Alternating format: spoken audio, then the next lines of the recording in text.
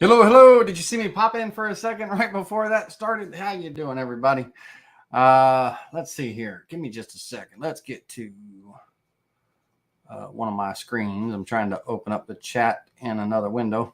How's everybody doing tonight? My name is Laney Shaughnessy. Welcome to another edition of our Thursday Night Spindle TV. I'm going to be your host this evening. If you're new, we're going to be talking about shapes, right? Shapes and shape patterns and what we can do with them as far as just creating, cool art type projects with different shapes or geometric shapes and patterns and things, as well as, using them for backgrounds, and to create just a unique aspect to images and everything. A couple of weeks ago, a couple of Thursday nights ago, we did a class on textures, right? Creating textures in projects and backgrounds and things. And this is just kind of another element to that that can be used to really make some unique, eye-catching aspects in a particular project and everything. So I'm looking forward to creating these together and showing you my method of creating the different patterns and everything. And it would probably be my method is not special or anything. It'd probably be a method that you would use too. It's very simple. It's just a matter of kind of just creating the shape and then figuring out what the proper layout is and then doing the layout and all. So we're going to go through those steps, and I think it'll be pretty interesting. I want to really quickly, before we get started, I heard from one of my members that Michael Meslick just got out of the hospital with some back surgery or back issues or things and all. I don't know the full story, but I kind of got through a grapevine. So I want to wish him well and speedy recovery and all. And I want to thank Brooks Martin for bringing it to my attention and all. But Michael, hope you're doing well. I understand that there's going to be some significant changes, for you and stuff. And I hope you have a speedy recovery. Let's say it like that. All right. I want to welcome my Spindle TV exclusive members that are joining me tonight. Thanks for popping in. And sorry, last night we did not have a class. Last night I was just overwhelmed with my day job, digital woodcarver stuff and customers and things, and I did not get a class out last night. I'm going to see what we can do about making up for that, over the next couple of days. But got a fun project. We're going to be modeling, 3D modeling in that Spindle TV class, exclusive class. We're going to be 3D modeling the Liberty Bell, kind of, getting ready for 4th of July and stuff. So we're going to take some vectors from scratch and we're going to model up the Liberty Bell, see what we can do with that and everything. So I'm looking forward to that class, and we just didn't have it last night, but I'll see what we can do to, get that fit one in and everything. All right, everybody, with all that being said, let's go ahead and jump over to it and get on with it. Let me switch myself over onto camera 2. And then let's move myself to, what side do I want to be on today? This side's good. And one more slide adjustment.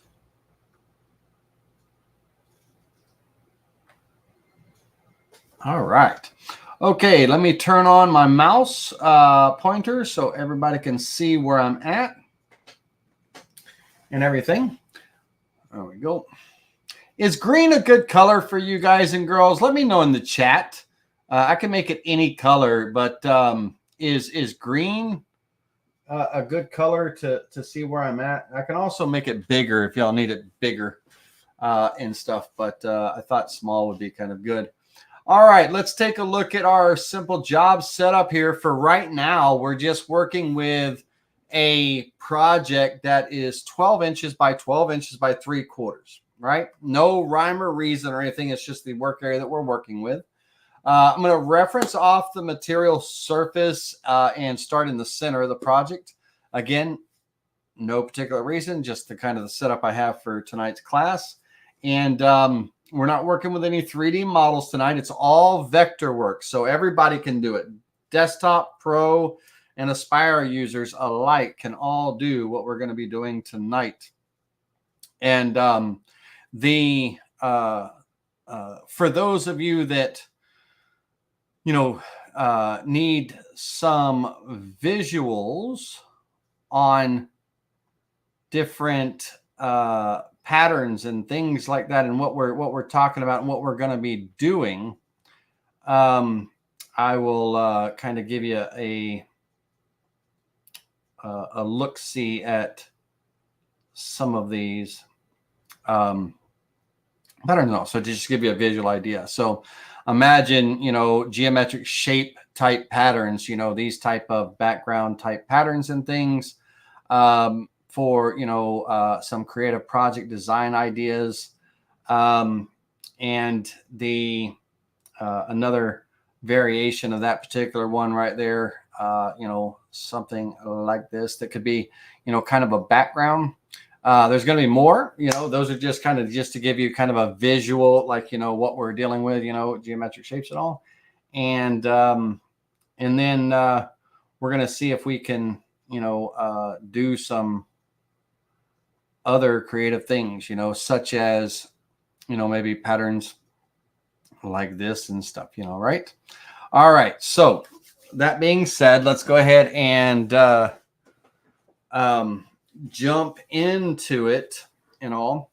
For the patterns, for most of the pattern designs and everything, and for the layout and all, we're going to be using the array tool, the copy array tool, the circular array tool, circular copy tool, whatever you want to call it. And also the standard array. That'll be the main one that we use tonight in tonight's class and everything. Big Daddy Fish, thanks for joining. Lynn Starkey, thanks for popping in on it. And like I said, David, Rod, Roger S, Ron, Gene, Doug Fushi, Keith Kessler, Rod Weiland, you all know who you are. Brooks Martin, can't forget Brooks now. All my exclusive members, thanks for popping in tonight. Okay, so when we are doing arrays or copies and things of whatever it might be, of an object that we've created, generally, it will start from the bottom left corner and it will array out to the right and up, unless we use negative numbers and make it go a different direction and things. But by default, it usually goes to the right and up when we are creating. So when we create our projects, if they're going to span across our work area or something, we're going to lay them out, we would generally just create that single object and array it out, right? And so when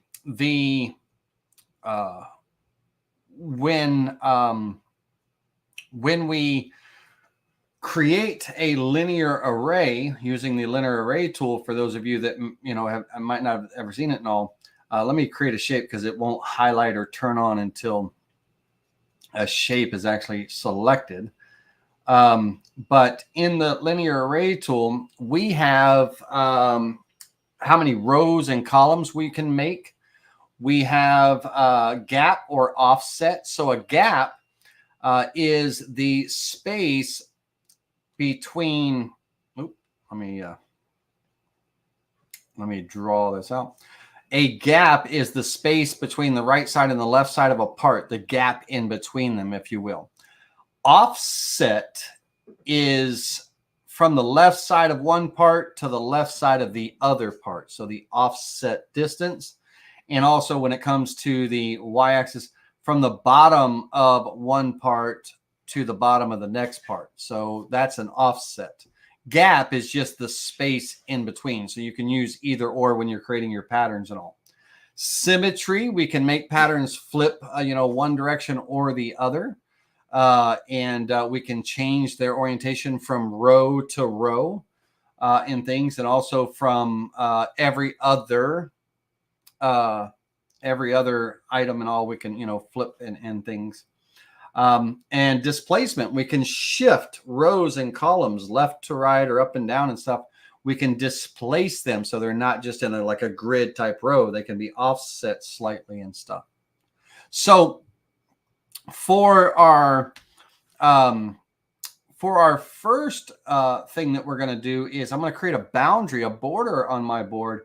I'm going to create a rectangle, and I want the center anchor point of the rectangle to be at 0, 0, because that is the center of my material. I'm going to go with just square corners, and I want to have my x-axis. I want to have a 1/2-inch border all the way around. So I'm going to take my x and subtract 1 inch from that, because a 1/2 inch on each side, 1/2 and 1/2 is totals 1. And then on the same thing on my y, I'm going to subtract 1 inch from that. So y minus 1 equals. And then I'm going to click create to create that boundary line with that 1/2 inch offset all the way around. So that's going to be our boundary that we're going to trim to or use in our toolpaths and everything. And when it comes to the patterns and all, really what we want to think about, is the bit going to be carving between the shapes? Is it going to be carving the actual shapes out? So what is our spacing and things like that going to be? So I'm going to create the first shape, and we're going to start off on the screen here. We're going to start off with a, let's go with a 3/4 inch, 0.75. Oops, that was a radius. I didn't hit the letter D for diameter. Let's try that again. 0.75 diameter circle here. Now on this circle, I'm going to hold down the control key, and I'm going to drag a copy of that circle up. And now the center of the circle is right at the center of my board. So I'm kind of drawing it there, but I want to just go right above center a bit. So I'm going to go, depending on how big I want my shape. And so I'm going to go right about here. Now I'm going to take this shape right here, this circle, and I'm going to rotate it around the center of my material 3 times. So I'm going to go with the circular array, and I want to click on the little dot right here over in this little graphic on the left. If I click on that dot, it'll put the rotation at the center of the material. And so I want to go around 3 times, and I want to go ahead and click that to create this shape here. Now, this particular shape here is going to get trimmed away with the scissors. The circles are just helping me create my final shape, which is going to be that shape right there. So this kind of Y, if you will. Why? Because I said so.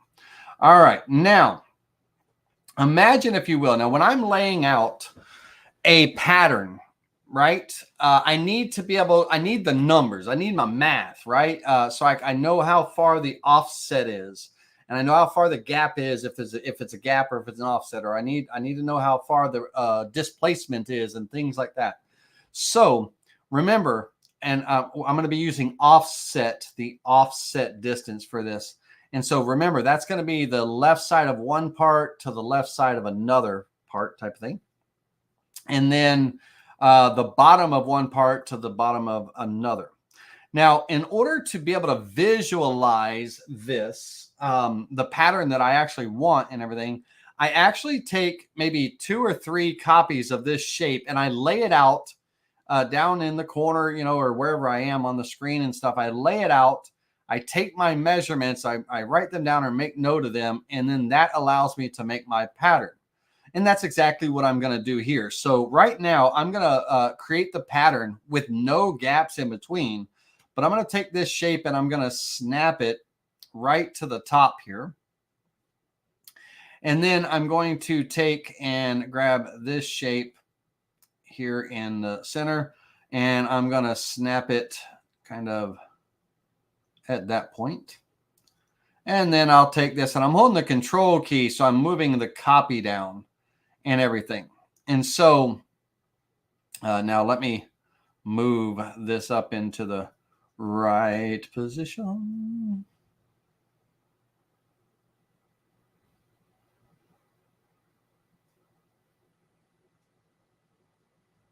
There we go. And I'm actually going to delete this one just for a minute. I'm going to draw a line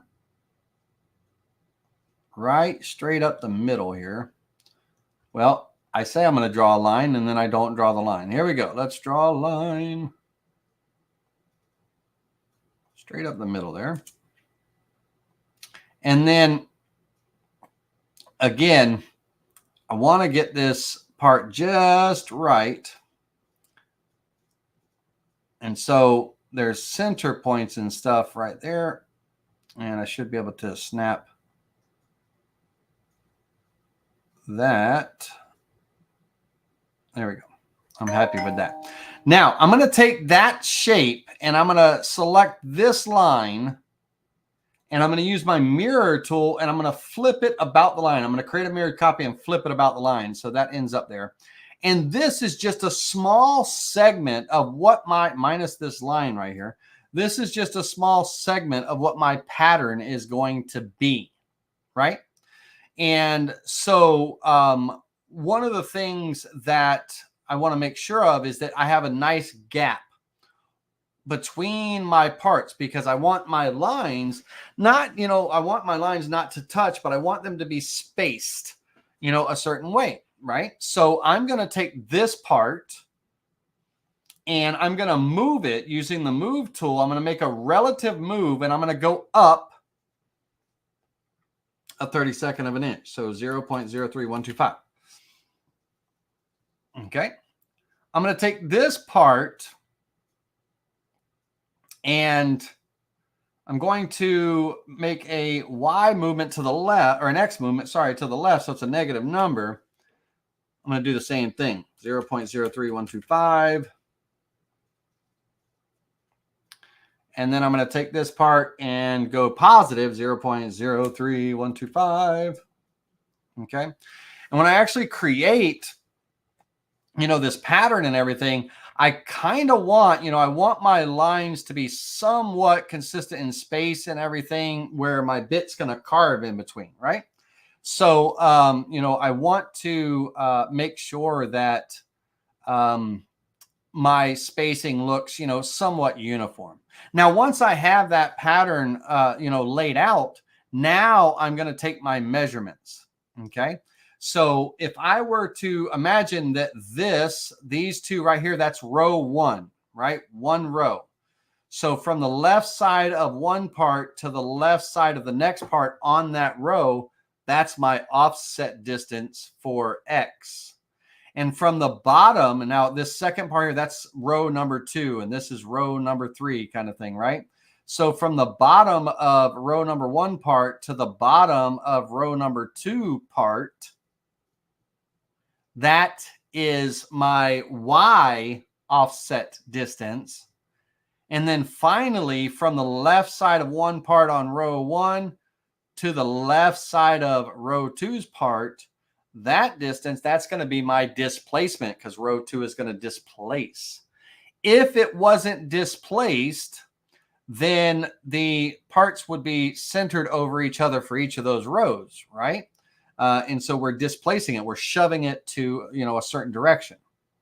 Okay. So if I take my measurements in here and I come in, I'm going to do a horizontal measurement from the left side, the furthest left side of one part to the furthest left side of the next part. That's going to be my X offset. If I measure horizontally from the left side of one part to the left side of the second row part, that's going to be my displacement. And if I measure from the bottom vertically, a vertical measurement from the bottom of row 1 part to the bottom of row 2 part, that is my Y offset. Okay. Now, once I have those measurements and everything, then I pretty much can do one of two things. I can take, let's say if this is my layout and I just want to kind of, just in case I need to remeasure something, I would take and move this over off to the side. And that was, don't hold your control key. I want to move this off to the side. There we go. And then I'll just take one of my parts, the part that I'm actually going to, work with and everything, and I'll get it in, a position, not the final position, but I'll get it in a position. And that's the part I'm going to work with. So I kind of have my numbers over here and I have my shape and everything here. So now comes the part where we actually do the displacement. So I probably can go, maybe 10 rows over, 10 or 15 rows or columns over, and then probably about 20 rows up to fill in that area there.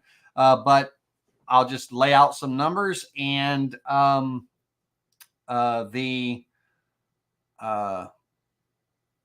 see what works. Now, before I start with the big numbers, filling the full pattern and everything, I always go 3 and 3 or 2 and 2. In this case, 3 and 3, 3 rows and 3 columns, a small bundle.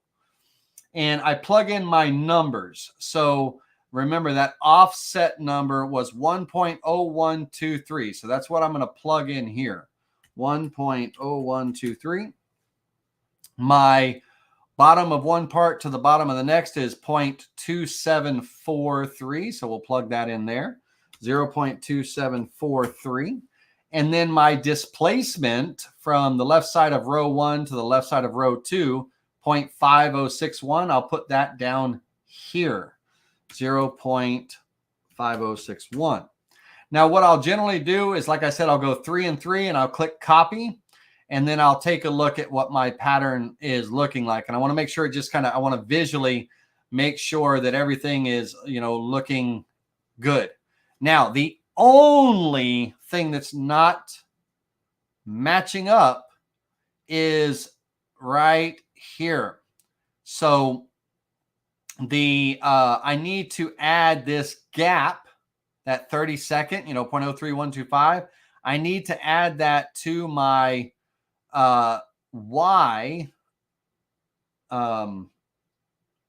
my Y displacement, I believe it's going to be, or it's going to be my Y offset. Let's find out. So here's how we find out. We click undo, Control Z, and I'm going to I'll first add the 30-second down here in the displacement. And I don't think this is the right place. I'm actually going to add it up here first because I think it goes up there. So, even I kind of get confused sometimes. So I'm going to go plus 0.03125 and hit equals. So I've added that 30-second to that. And I'm going to hit copy again. And that's where it needed to be. But it needs to be half the distance. It's too much. So I need to actually cut that number in half because there's kind of like a U here and all, but I need to kind of cut it in half to get the gap to be just about even. It actually doesn't look too bad there, but I'd actually like it to be a little bit closer. So I'm going to take my 0.03125. I'm going to divide that by 2, okay, to get that 64. I'm going to add that to my original 0.2743. 0.2743. Hit equals. And let's hit undo on this over here. Let's click copy again. And yeah, I'm liking that spacing much better. It's going to be a little bit more uniform looking, right? So now I've done my little 3 and 3. I've got it kind of laid out exactly how I want. I'm good to go there. I'm happy. So Control Z one more time. And now I do my columns and my rows. So like I said, I think I can go 15 across. Let's try that again. 15 across, and let's go 30 up. And we'll click copy, and let's see what that gets us.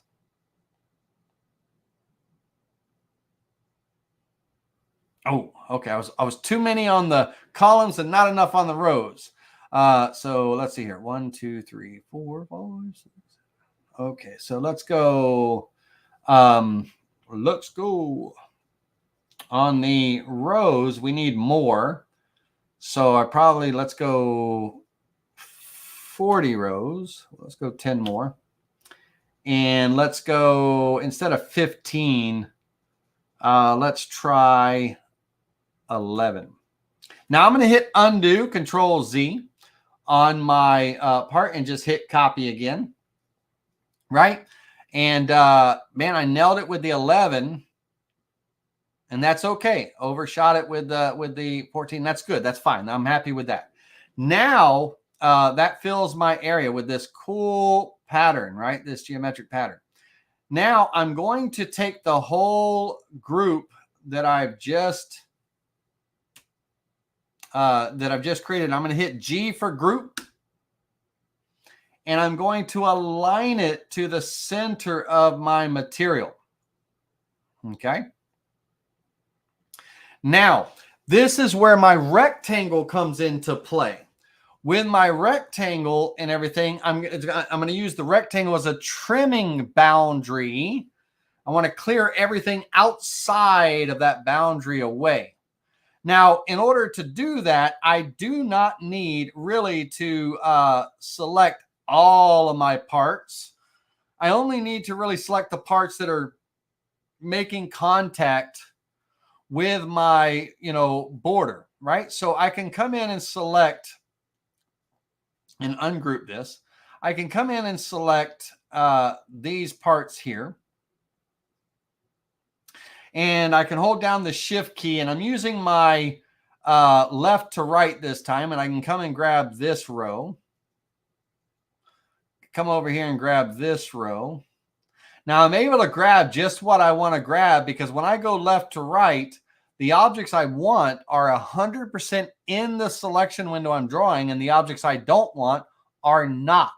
So I can cross over this second row right here, but as long as that part is not 100% in, then it's not going to select it, right?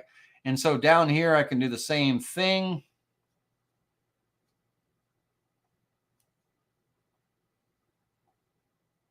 I actually needed that middle ground right there too. All right, so I should have all the vectors right now that are currently touching my rectangle border, have them selected. I don't have to group them, but I'm going to just for kicks and giggles. And I'm going to hold down my shift key and make sure I select that rectangle last. Now I'm going to go into my trim tool, not the interactive trim, not the scissors, but the trim tool. Kind of looks like a barber pole or a candy cane icon there. And with this, I can take a selected object, whatever I select first, object or objects, multiple. And I can take the boundary, which is the object I select last, and I can clear everything inside of a boundary, or I can clear everything outside of a boundary, right? In this case, I want to clear everything outside of the boundary. And what's going to happen with the trim tool is it's going to redraw those vectors, those selected objects. It's going to redraw those, and the boundary is going to kind of be the cutoff, right? Now, I kind of want a little bit of consistency for myself, right? Since my gap is about, a 32nd of an inch apart, right? I actually want there to be a gap of a 32nd inch between the part and the border. So I'm going to take that rectangle, and that's why I grouped those parts, right? Because I knew I was going to have to deselect them. But I want to take that rectangle, and I'm actually going to offset that rectangle inward by a 32nd, 0.03125. And I want square corners and select new, right? I want to just create that offset line. So that way that's going to be my boundary. That's going to be my trim boundary. So when I cut those or redraw those parts and everything, it's going to redraw to that boundary, and it'll give me that nice even gap that'll match my other gaps, right? It's visual, right? Visual. When that V-carve bit goes through, I want it nice and I want it looking all the same. All right, once again, let me select my parts, hold down the shift key and select that inner rectangle and go back to that trim tool. And I want to clear everything outside of the boundary. So I'm going to click clear, and it's going to go through and process, and it'll redraw all of those vectors up to that boundary line.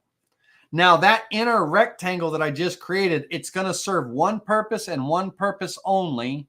And that is so the parts will trim to it. And once it's served its purpose, it is removed from the design. So now I have a pattern that is trimmed right up to my main border. And I've got that same gap all the way around. Okay, now, hey, welcome Ed Newman. Thanks for popping in. Now comes the part of the tool pathing, right? I want to create the tool path on this. Now, with this tool path and all, with this tool path and everything, I can either have the bit cut inside these vectors, right? Cut that part away so it's like almost kind of like a negative, right? To where all the areas around the vectors are left uncut. Or if I select the boundary and everything, I can cut between the vectors so it cuts the lines, and these are the raised areas, right? We're going to look at both and see which way is more visually pleasing, okay? So we're going to start off first with not having the rectangle border selected and just calculating the tool path on this pattern. And I'm going to go just a 1/16 of an inch deep, right? 1/16 of an inch deep with a 60-degree V-bit. And I'm not going to really, I could use this, you know, this is going to carve inside these pockets and everything. I could use, a 1/16 inch end mill, you know, to come in there. But, you know, I'm just going to let my V-bit kind of do some work. It's going to be a long tool path. But I could do a 1/16 of an inch clearance tool. I have it, so I could use it. And, you know, that might help reduce the runtime. I'll do it with and without, and we'll see the time differences. There's going to be a big time difference, but we'll calculate that with the toolpath. And then I'm going to calculate.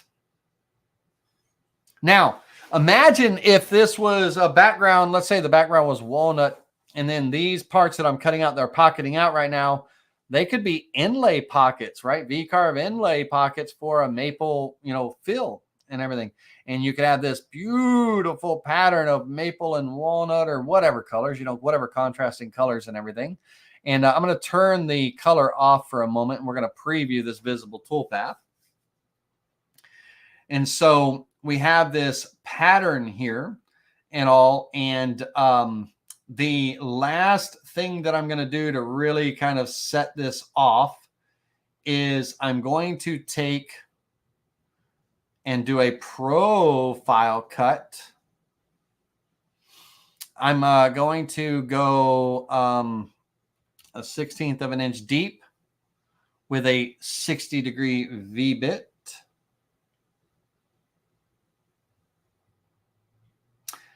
I could use a 22 or whatever. I want a narrower line or what have you. I'm going to cut on the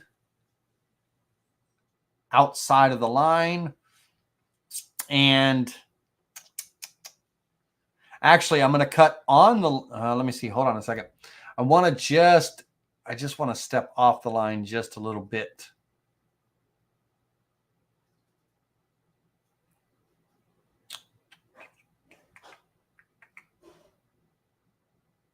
Let me see what on the line looks like, and then I'll see how much I need to shift it and everything. Let's calculate that profile cut. Let's preview the visible toolpath. Okay, that's hitting right on that part, right? Don't want that. Let's undo the last. Let's shift that over on that profile cut. We're going to cut on the outside line. Now, remember, imagine, if you will, let me go back into here for a second. I've got a 60-degree V-bit. Here to here. Okay. Now, if I use on the line, I can't do an allowance offset, right? I can't do an allowance offset. So I need to be on the outside of the line, or I could be on the inside of the line, or what have you. But in this case, it'll be the outside of the line. And imagine if this is my top of my surface here. When if I move that line up a 1/16 of an inch, 0.0625, okay, this distance right here, if I measure from the bit to the line here, horizontal measurement, not a vertical one, from here to here, 0.0361, that's my offset distance, because the bit's going to be cutting on the outside right of the bit and everything, but it's going to be cutting down a 1/16 of an inch. So it's going to be kind of making contact right here. And that distance from here to here is that offset distance horizontally. That's that 0.0361. So that's my offset allowance, or allowance offset. And I want to go away from the line, not towards it, but away from it. So it's going to be a positive number. So 0.0, hold on a second. I'm going to be on the outside right. I need to, man, I almost think I don't need the offset, to be honest with you. I think it's going to give me the offset automatically. Let me calculate this without the offset. I think it's gonna put it right where I want it anyway. Because the bit's already going to be shifted over. The tip of the bit's going to be cutting over here, because I'm cutting on the outside of that line, that 1/16 of an inch deep. So let me if not, I'll put the offset in there, but let me calculate that without it. Yeah, I think here, let me turn my visual up. Hold on a second. And let me recalculate or re-preview those toolpaths. Okay. And when I look at this line here, I think I'm right there. Let me see. I don't think I need to shift it anymore. Let's preview that visible toolpath and see. Yeah, I didn't actually need that. All right. So now this is my pattern here, right? And I'm going to add some color so we can kind of get a visual of that. And let's imagine that we had let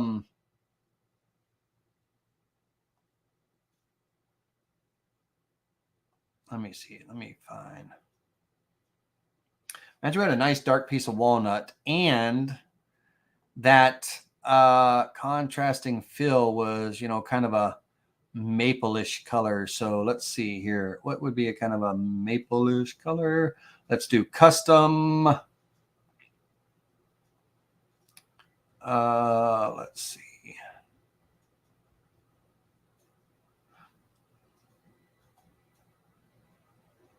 It's in the yellow tones,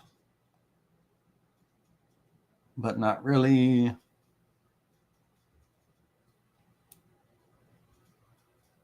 Now we're getting somewhere over the rainbow.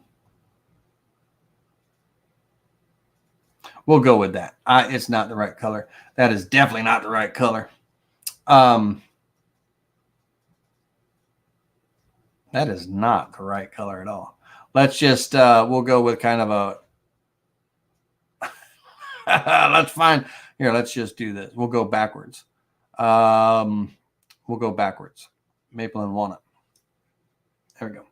So, and that's not really a maple color, but you can imagine that, kind of almost being like an inlay, right? And all.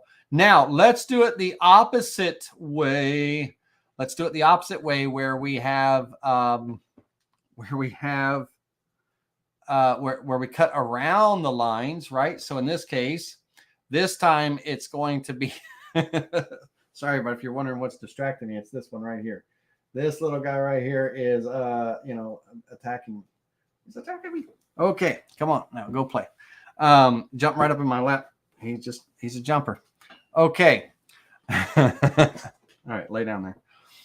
All right, so we're going to select all of the design. That's Lily. And Lily is, hold on a second. I got to set Lily outside because she's playful right now. All right, go play. She loves me, or she loves biting me, one of the two, but she's playful. All right, so we're going to select all these and do a V-carve toolpath. Now, on this case, these areas here are so small, I really don't need a flat depth on this. We could do a flat depth, but I'm going to do it without one for right now. And let's reset that preview. Now I'm going to turn the color off just for a moment and preview the visible toolpath. Okay. I like this version, right? Looks awesome as all be it. Let's add it really looks good. We could add some color in there. And all to just kind of give it some definition and all, give it some depth and stuff. But, like a nice resin fill or something like that would be pretty cool and all and everything. Now, that's just filling the board with a pattern, right? And everything. And we're going to do multiple patterns, but I want you to take it a step further mentally, okay? Imagine, if you will, imagine if this was my background, right? And imagine that I have, I could have a cool design in the middle or something, or I could have some text, right? So some big text. Let's say that I'm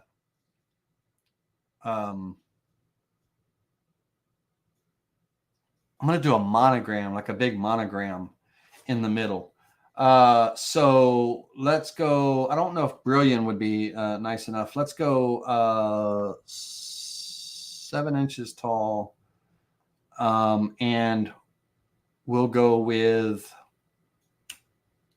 a B. And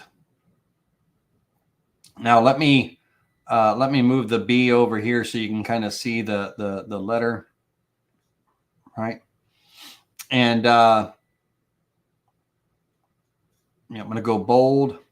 7's a little bit too big. I'm going to go 6, 5, not 65, 5. Now I'm going to take that B and I'm going to center it on the board, and I'm going to take a circle.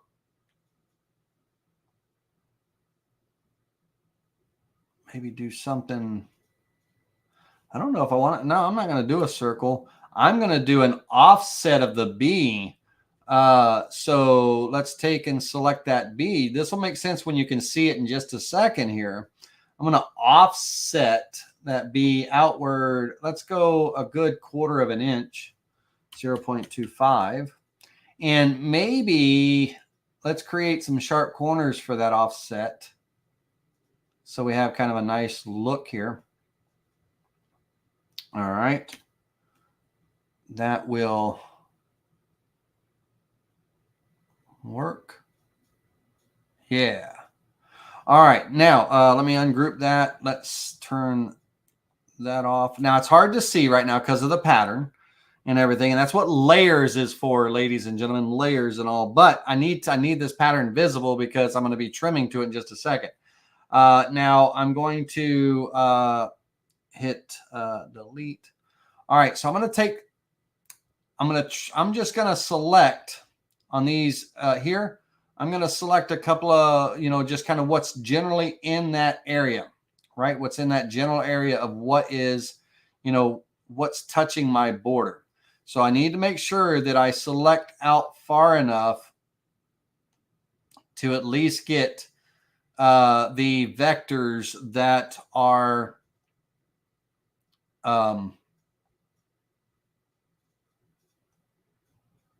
close to my border and everything, because some of them are just touching right there, right? And all. So, okay, with those selected, I'm going to turn off the letter B and turn off that boundary, just that outside boundary. And then I'll hit group just to group those together for a moment. You don't have to hit group on that, by the way. I'm going to select that outside boundary and then use my trim tool and clear everything inside of the boundary away this time. Everything inside of the boundary, we can clear that away and give it a second to process. A lot of vectors there. Hey, Harvey, thanks for that. Don't forget to like, everybody. Hey, thanks, Stephen Rice, for joining us from Australia, the land down under. How you doing, bud? Hey, Stephen, what time is it in your time zone? Stephen Rice, what time is it in your time zone down there? Let me know. I'm curious. It's 8:47 p.m. our time. All right, so it's redrawing those vectors, clearing everything inside that boundary, right? And so now on that boundary, because I don't want my lines touching right up to it, right? I need that consistency. I should have went an extra 30-second, but that's okay. I can take my boundary that I offset, and I can offset it back inward just a 30-second, 0.03125. Create sharp corners. I'm going to delete the original one and bring that in. And so that will create that boundary. Now, I have one vector that did not trim. No big deal. Let me hit undo. I have one vector that did not trim. So I've got to make sure I go back. Let me look and see if there's any others. There's one more right here that didn't trim. There's one right there. One there. And two there. Okay, let's go. I'm going to kind of go. I'm going to select this. Let's go through and select these. Select this. Oh, not the border. This shape. Let's see. What other one? This one. This one. That one. Just got to go back. Sometimes it happens. Sometimes it happens. But just got to go back and do a second trim. Okay. I believe I have got them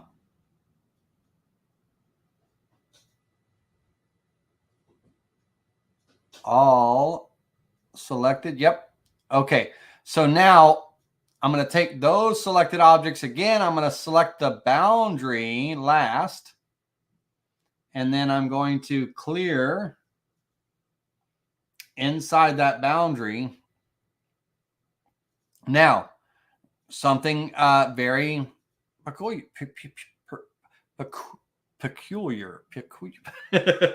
Peculiar. It didn't trim. So that's okay. First thing I'm going to do is I'm going to offset my vector inward that 30-second. So offset inward the 30-second. This time I'm not going to delete the original because I'm going to use it for the trimming. Offset that inward. That's going to be the boundary I need to keep and all. But now I'm going to go in and I'm going to take my scissors and I'm going to do some trimming, clearing everything inside the boundary. So I'm actually going to click here and there, right? And then I'm going to leave. I'm not going to sit there and try to trim away all of my extra lines and things. It'll get rid of it, but I'll be able to delete them in one big bundle. But I'm actually coming in here. We got just a few more. One, trim, and then on the left side and on the right side of that part, right, to complete that part. Now this line right here, I'll end up going back and just deleting that after I'm done with all my trimming. So across here, none of them need to be trimmed. Over here, it's going to be this, that, and that. And then right here between these two parts. And that closes off this vector. That's the goal, right? Close off that vector. Coming down the pike, coming down the line, trim, and then to the right of it and the left of it, completes and closes that off. Trim, cut, cut, cut, and cut. Same thing, cut here, here, and then right side or top and bottom, right? It closes off and creates that shape, that shape. Coming around to the left and to the right.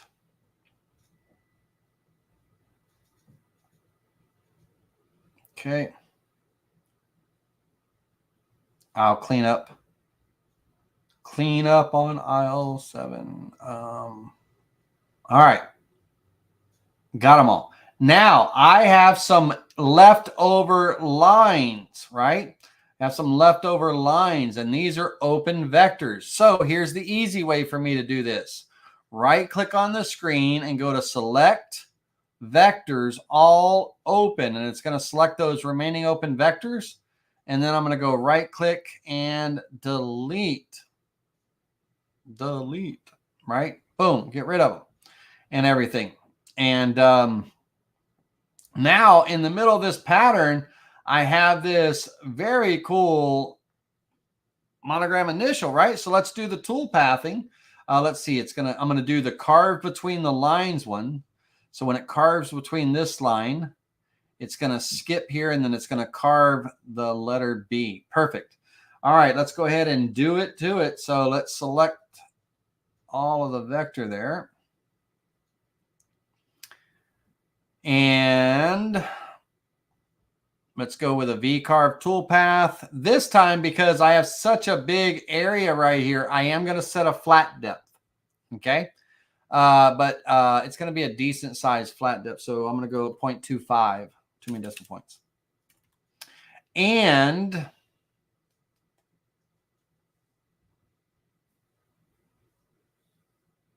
that's it. I'll use the 1/16 of an inch end mill on that. Calculate. Now this would be another V-carve inlay type project where the B gets inlaid and everything. So let's take a look at this. Let's preview this visible toolpath, right? So now I want you to, the only purpose for this is visualizing, imagine that we are, creating this eye-catching pattern, and we have this nice, monogram in the middle of it or something and all. Definitely don't want the pattern to be inside the B. If I did put the pattern on the inside of the B, then I would make sure I offset that B inward a 32nd, just like all my offsets, right? And that inner boundary, I would have trimmed, and kept those objects inside that boundary on the inside.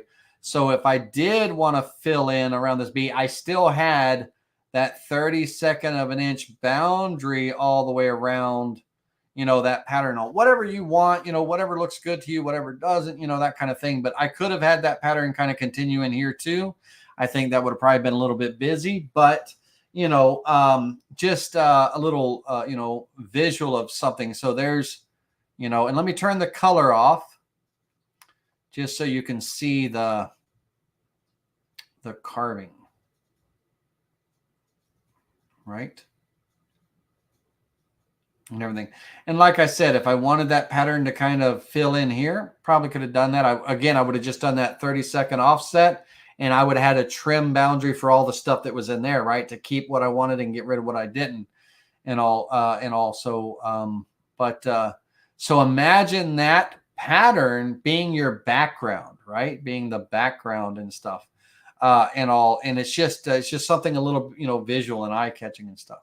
All right, so that's pattern number 1 right there. Let's go ahead and take these vectors and let's go ahead and move them to a new layer, and we'll call this pattern 1 for myself, pattern 1. And we don't want that layer to be active or visible, so we will turn it off and hide everything. All right, 1 shape down. Now, once again, I want to put my border back. So let's go ahead and get my border back on there. Now the software remembered the last setting I used on that border. So all I had to do was just click create, and to put that 1/2 inch border all the way back around, I didn't have to redo the, the settings and stuff. All right, now for the next shape, let's do a little rectangle shape here. So for the next shape, I'm going to do a rectangle, and we want it to be the same size rectangle. I'm even saying it wrong. Square. Even sides on the square. Rectangle, is not a square. So I want to go, let me see, how big do I want the pattern to be? Let's go 1/2 inch.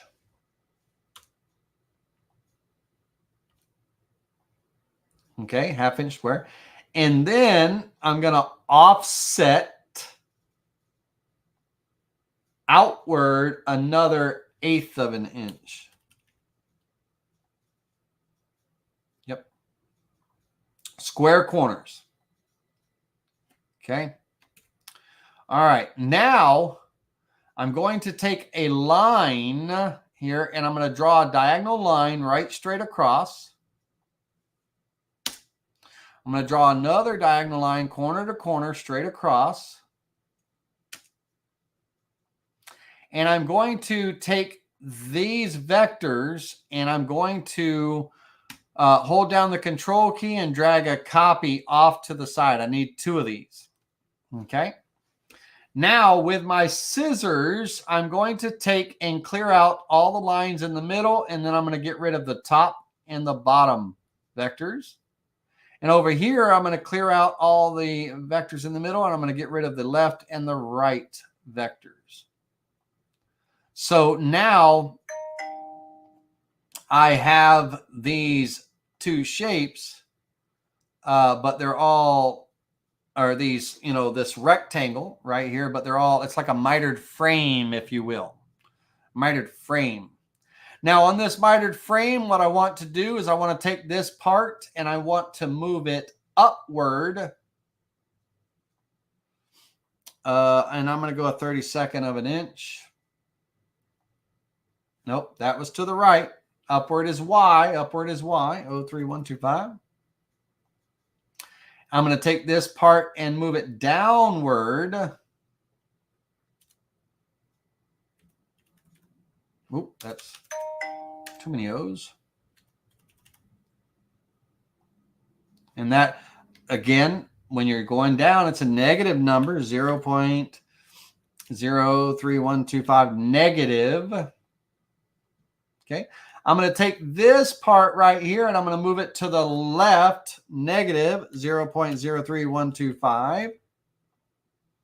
And I'm going to take this part and move it to the right. So that's a positive number, 0.03125. Okay. So now I've got this shape here, and I'm going to take this shape and I'm going to hit the letter, the number 9 or 0, either one, but I'm going to just go 9 and turn it into a 45 degree.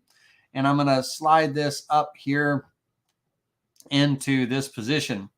Now, once again, same routine for myself and everything when I'm creating my pattern and all. This measurement right here, because I went kind of a 32nd, you would think it was a 16th, right? So I'm going to measure this vertically downward from this line to this line. And it is 0.0442. That's the spacing. And then horizontally from here to here, 0.0442. Okay. You would think it was a 16th, 32nd, 32nd, 32nd, 32nd, but that's not. That's not the case. Not the case. All right. So that's my spacing. That's my magic number. So when I create from one part to the next part to the next part, That's the spacing I want in between. I want to keep these lines consistent. All right. So if I were to, let's group these 4 parts together, G for group and everything, so they stay, where they need to be. But imagine, if you will, that this part here is going to be spaced in that direction 0.0442, right, to create that distance. And then let's hold down the control key. Snap to me. And this part, now, by the way, when I'm moving these parts and all, when I type in a number, as long as it'll move at that distance based on the direction that I'm moving it. So when I grab this, vector here, and I move it, kind of downward, like in that angle, I'm typing in 0.0442, and it's going to continue moving in that direction. Okay. Now, I might have been shifted off on that a little bit, but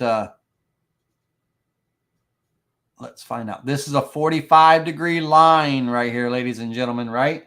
So if I were to take a guideline, just for visual purposes, and I were to rotate that guideline 135 degrees, okay, that's like a left-handed 45. And I were to snap to that line,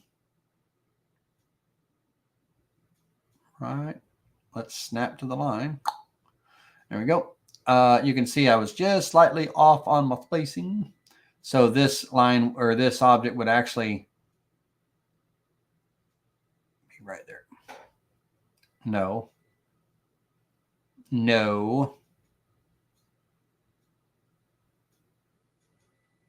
Yes. Yes, it's an optical delusion for myself. All right, so these are the only 3 parts that I need. These are the only 3 pieces that I need and I can go ahead and take a guideline. Let me just make sure I'm good this way too. Let's right click, and this one's actually going to be a 45-degree guideline, not 135, 45, because it's going to go to the right. Apply. And if I were to drag and snag that up, those are in line with one another. Perfect. Okay. So this is all I need to take my measurements, right? For my measurements and things. And so in this instance,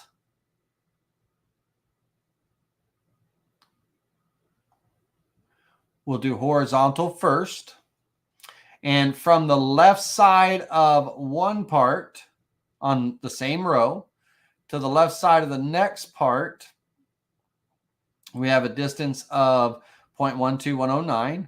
From the bottom of one part vertically, from the bottom of one part to the bottom of row 2, which is this one,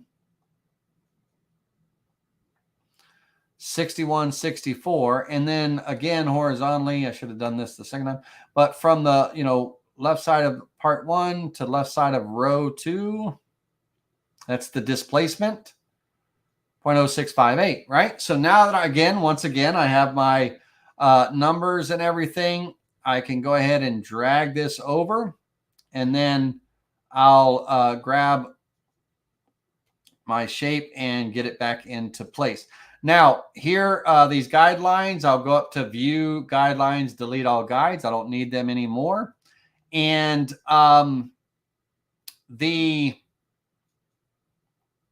here, I'm actually, I'm not going to try to line up here and everything now. I'll do that after I center everything, after all the parts are created, but I'm just kind of getting down in this area. It doesn't matter, right? All right, so here we go. One more time. We're going to go with our array. We're going to go, I'm not going to go, I don't think I'll need 40 this time. I'll stick with 11, but I'll go 35 on this. But here's our numbers. So once again, 1.2109, that's my X, 1.2109. 0.6164, that's my Y, 0.6164. And then my displacement, 0.6058. 6058. All right, let's go ahead and create that array. That'll create all the rows like stacked on top of each other, and then it'll do the displacement afterwards. Definitely did not need all of these extra parts and columns and everything up here. So we can go ahead and delete them. And then I'm going to center this.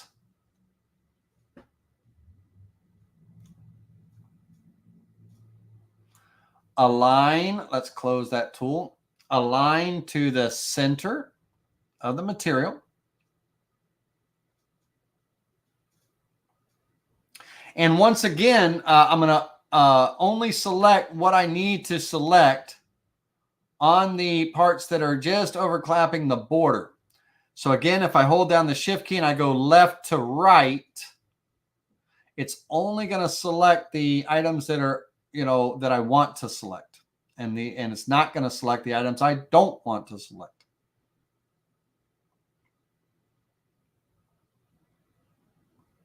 Okay. Let's make sure I didn't miss anything right here. I missed one on the corner right there. This one's not really touching the line, but that's okay. We're good. Okay. So very simple. Select the rectangle. Ooh, group, G for group, because I forgot to offset my rectangle inward. And in this case, I'm offsetting inward 0.442. I'm keeping my lines and spacing consistent all the way around, okay?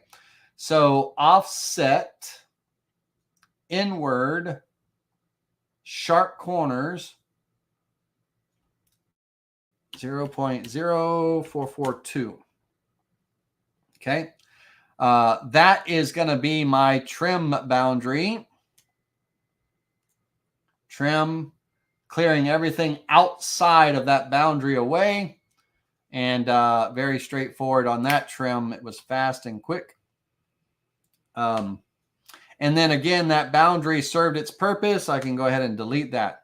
So now I have another very, very cool pattern. Now this pattern looks, yeah, don't forget to save, right? So let's do that. File, save as.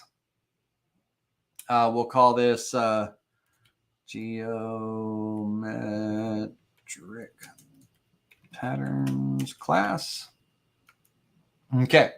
So this pattern is a pretty cool pattern. It's a nice pattern. And again, these things could be V-carve inlaid and stuff to really create that contrast, or they could be resin filled. They could be whatever kind of thing. And they can make beautiful coasters, trivets, backgrounds to wall art. They could be really anything. You could just kind of, let your mind go wild, but this is just kind of your layout. I'm just giving you that quick and dirty, how to get your numbers. And in this case, we need 3 numbers, right? We're doing an offset. I love the offset. It's easier for me. On these parts, offset is the way to go all the time. But you need that offset displacement.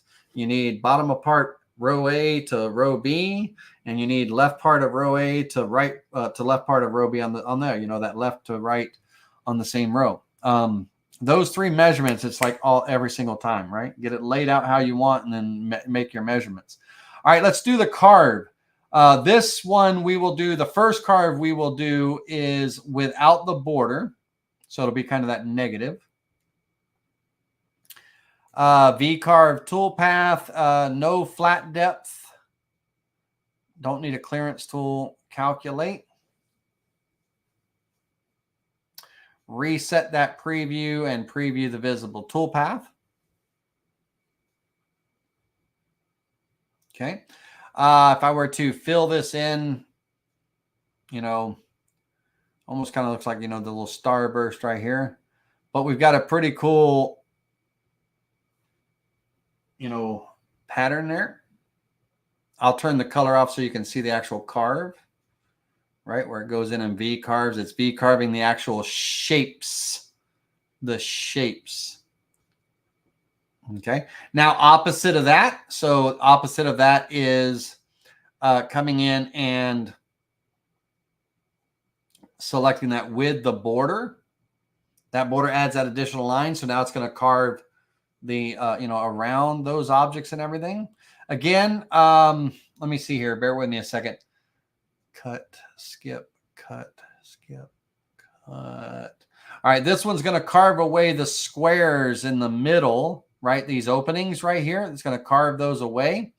And so I'll set a flat depth on this one. We'll go 1/8 of an inch. And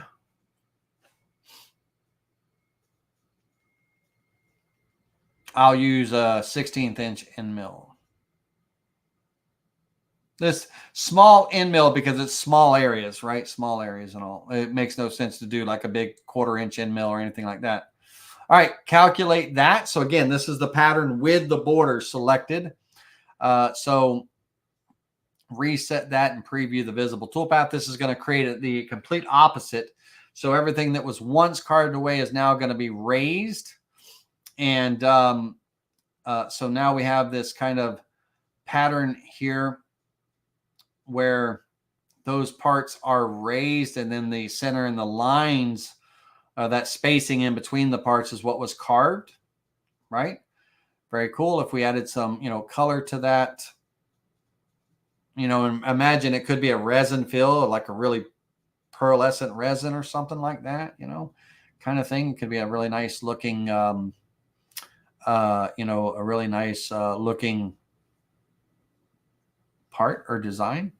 All right. So now one last thing I want to do here. I want to fill in, I want a little square in the middle of these parts here so that it carves around them and it leaves it. There's a third step to this particular one. So we saw points 1 and 2. Well, right now I'm going to take and I'm going to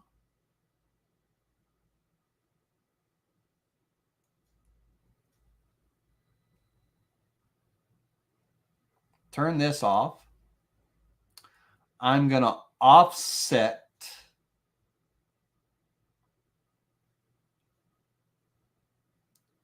inward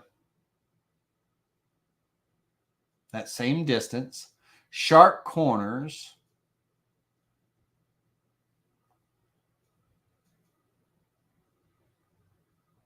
That's not what I wanted. Let me see. Let me think about this for a second.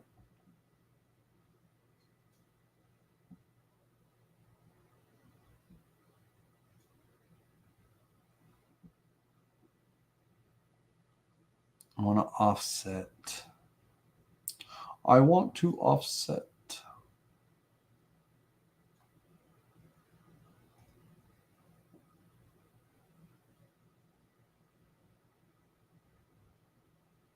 Let me think for just a second. Outward. I want to offset outward. Let me turn that rectangle off. Outward, sharp corners. Yep. And that's going to create those rectangles inside. It's also going to create these little little star almost looking shapes there in the center. I'm good with that. The one thing I don't want is this outside boundary. So the outside boundary right here that got created on that offset, that gets deleted. Delete that. So I just want all those rectangles in there. All right. Took me a second to wrap my head. I need to offset outward, not inward. Okay. So once again, I'm going to select all of this with the border. It's going to be a VCarve toolpath, same parameters, except for this time, I do not. Man, I almost kind of want to take,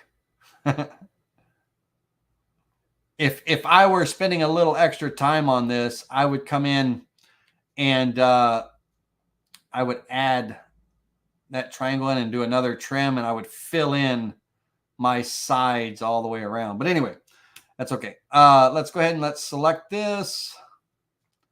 Calculate.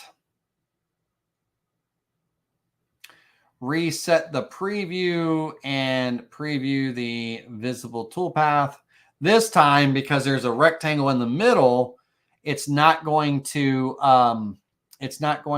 mill that center away, right? It's just going to carve to that center. And this is what I was saying on the sides. I would fill in, you know, those sides with another, like a rectangle. I would take the time to copy and paste, you know, that in, or create another, like a ray at all. That way I don't have these deep gaps around the edge. It's almost like the puzzle pieces are missing, you know, around the edge, but they're filled in the center here, right? Because I just want this pattern. Now, ignore the outside border for a moment visually. Ignore the outside border. But again, if I were to add some color to that where it was just the lines, and again, ignore the outside border because they're supposed to be squares in there. But, you know, we would just have that simple pattern in there where it would just be the lines and, you know, carved in. Instead of the big holes in the middle, you know, of those rectangles, we would just have a nice, a very nice, pleasing geometric, you know, grid and everything. And again, like I said, if I were doing this, I would probably take, a copy of one of these rectangles, hold down the control key, and drag it into here, kind of literally touch it up against there, right, to get it in position, and then back it off by my distance. So not an offset, but back it off. In this case, I got to go X positive by that 0.442. You know, I'd back it off to get that line, right? And then now that I had that there, I would probably do the same thing.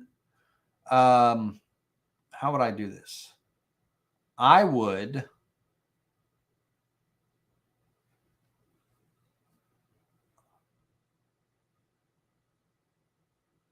because all I have to do is one side, then mirror to the other. So fastest way for me to do this would be to get everything perfectly lined up, would be to measure. Give me just a second here. So here's how I would tackle this. I'd go line straight down from there to there. The reason why I'm drawing a line, that gives me a virtual center point. And then I can take this line straight across here. And so that kind of gives me a center point of that rectangle. And I, you know, now that I have that line there, I can take those two lines, I'll group them together, but I can grab that and drag another one. Let me get up to it. Snap that right there and take a measurement from center to center. Okay. So measure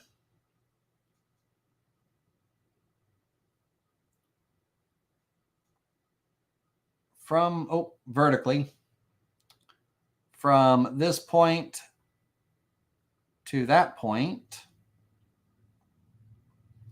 1.2328. So now all I have to do is take this shape and Control C, Control V, have my move tool open while I do this. 1.2328 on the Y, 1.2328, and apply, right? Move that one there. Control C, Control V on that part. When you click on it, don't accidentally move it like that. But anyway, same thing, 1.2328. And of course, Control C, Control V on that part to make a copy of it first. And then we're moving that 1.2328. Apply. Let's try that on the Y, ladies and gentlemen. 1.2328. Apply. I only have to do that a few more times. Select the part, Control C, Control V, that's copy and paste. Control C, Control V, copy and paste. 1.2328, apply. Select the part, Control C, Control V, and rinse and repeat all the way up to 1.2328. And it takes a few extra seconds to do that. 1.2328. Two more, just need two more. Click on the part, Control C, Control V. Now in SketchUp, I wish this had this part. In SketchUp, I could have dragged one copy up, that 1.2328, and then I could have typed in X8, and it would have made 8 the same distance. It would have copied 8 across that spacing, right? I would love to see that happen in Vectric, to where I can just move one, hit X this number, and it creates those copies, across. And if that's there and I don't know about it, I'm going to be kicking myself, but I don't think it is. Control C, Control V. But Vectric, if you're listening, I want that where I can move something and then I can hit X and a number and it creates the copy with that same spacing on those copies. 1.2328. I want it. I would love that to be one of the new features. Okay, now that I have that, I need to go down this time. Control C, Control V, and negative 1.2328. Okay, make sure that I'm good there. Let's go ahead and select those parts. So this time I'm going right to left to select just the ones I'm touching right there. And I'm going to mirror them. I'm going to create a mirrored copy, flip about job center, and flip horizontally to the other side over there. Perfect. G for group on that. Close that tool.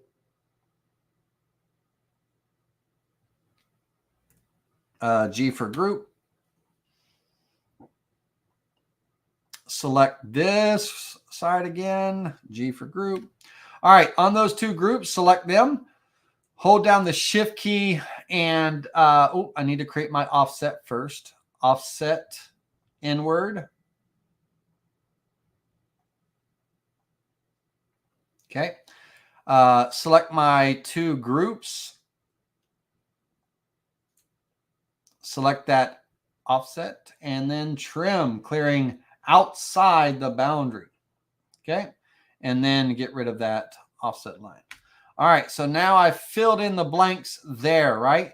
And then I literally just need to do the same thing here. And in this case, it's probably 100% the same spacing going this way. So I would, I could come in here, get myself, lined up.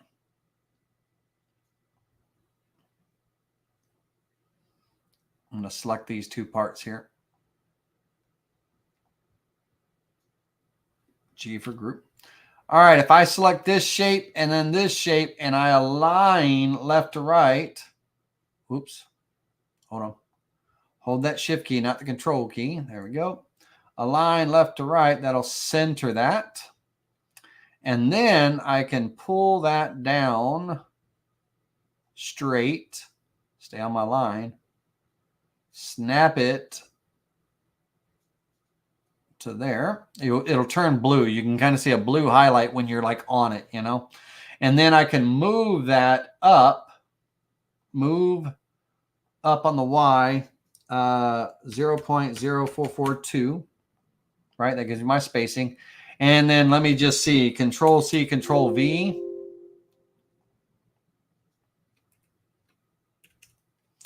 And let's see, I need to go to the left. That's a negative number. Negative 1.2328. Apply.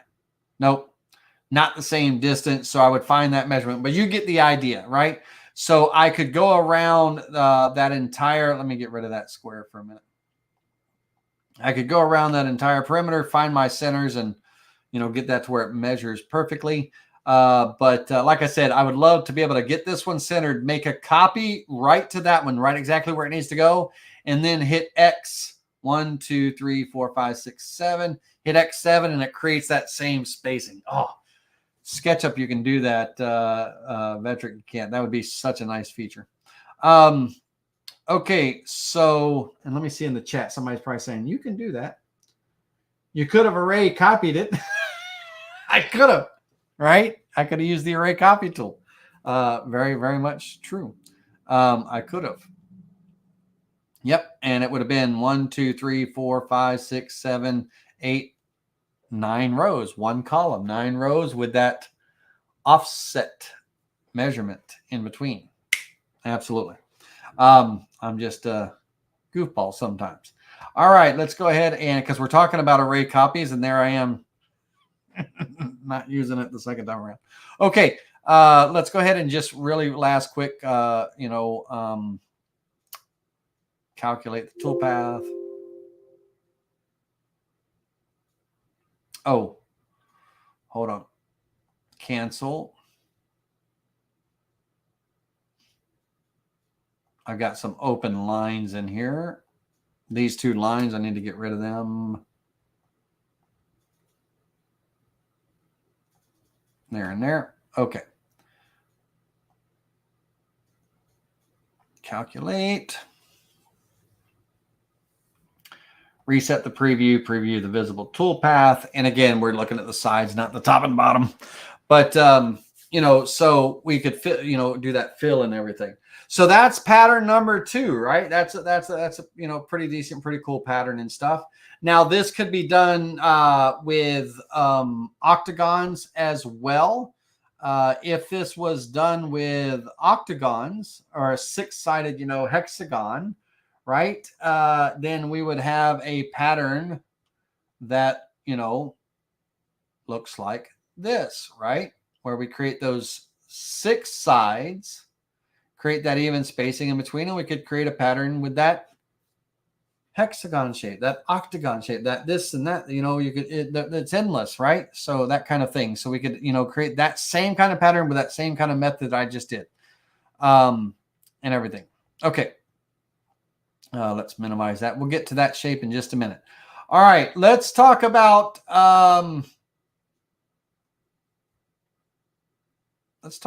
pattern number 3. Now, pattern number 3 is a little bit of a mind play. Now, this pattern number 3 to me would be an excellent V-carve inlay project. So we might create a V-carve inlay toolpath for it. This one is going to give the illusion of a cube that's carved out, kind of like where you're almost looking at a perspective of it into the side, and you're looking down into it and all. And how we create this pattern, let's take, I don't know why I deleted that. Let's take these vectors, except for this, and let's move them to a new layer, and we'll call this pattern 2. Don't want the layer visible or active, turn that off. Okay, now this next pattern, it uses a square. And then once we're done with this pattern, we'll get out of this and we'll go with something a little bit different. Not an array type pattern and all, but maybe just kind of just some cool shapes. Once again, a square, even sides and everything. So I'm going to go, 0.625. 0.625.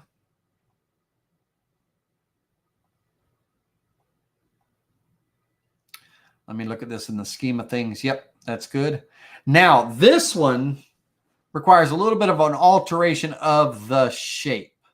So we want to use our center line. So we're going to take a center line here, right in the center. Find that center point. And we're going to come up and find the center here. And then we're going to come right over to that diagonal and click there and hit spacebar to finish off that line. Then we're going to take our scissors and we're going to trim away this backside edge. Okay. So this is going to be our shape here. Now this shape gets rotated 45 degrees. So I'm going to hit the number 9 key and we're going to rotate that.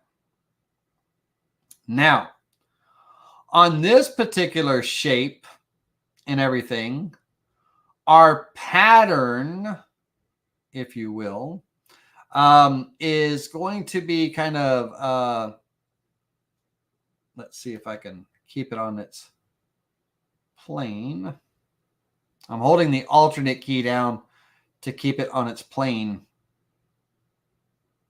There. And let's see. We're going to have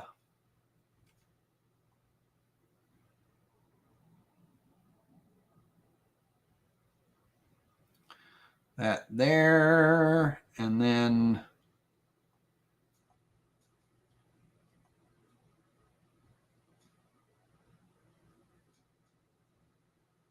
that there. So this pattern is, I want to create even spacing. So I want to make sure my line spacing is even, you know, between like here and vertically, right? But this is what my pattern is going to look like. So what I want to do is I want to kind of be precise in my distances. So I'm going to take this shape and I'm going to snap it right to the end here. Okay. Now I'm moving in a 45-degree angle. As long as I move in that angle, I can type in a number and it'll move that distance and it'll stay on that path and all. So I'm going to start moving along my 45-degree line right there, that virtual line, that smart snapping geometry line. And I'm going to pause for a second and I'm going to type in 0.0625 and hit enter. Okay. So a 1/16 of an inch. And then I'm going to take, let me get rid of this. I'm going to take both of these shapes. I'm going to hold down the control key and snap right to the, you know, right to the bottom of these shapes here. And I want to make sure I snap to, well, Lainey, snap to that corner. All right. And I want to move down my 45-degree angle. I want to move down, pause, and I'm going to go 0.0625 and hit enter. And it'll continue moving along that path that I was moving, that spacing. So that's the spacing I want. All right. So that's what I'm going to create this array of. So with that, I'm going to take and do my measurements now. So from the left, now remember these two here in the middle. So this one, let me close this tool. This and this, they're on the same row. This is a different row. This is a different row. So think about it. Row 1, these are row 2, and this is row 3. Okay. Now I'm going to get rid of row 1 here for the moment. Okay. Now I'm going to take my measurements. So from the left side of part on row 1 to the left side on the part on row 2, that number is 9723. From the left side of part on row 1 to the left side of the part on row 2, that's my displacement. And from the bottom of part on row 1 to the bottom of part of row 2, that's a vertical measurement, by the way. So let's do that again. To here. That is my, that's my Y. So once again, close these tools, take my shapes, drag them over off to the side, grab one of the shapes. I don't care which one, hold down the control key and just kind of move it over in place. Now, when I create the pattern, again, I'm creating the pattern bigger than my project, and then I'm centering it all, and then I'm doing the trim, right? It's the same steps. So we go into the array copy tool. My offset is going to be 0.9723, 0.9723. My Y is going to be 4861. And then my displacement is going to be 0.4861. Okay, so those are the same distance. I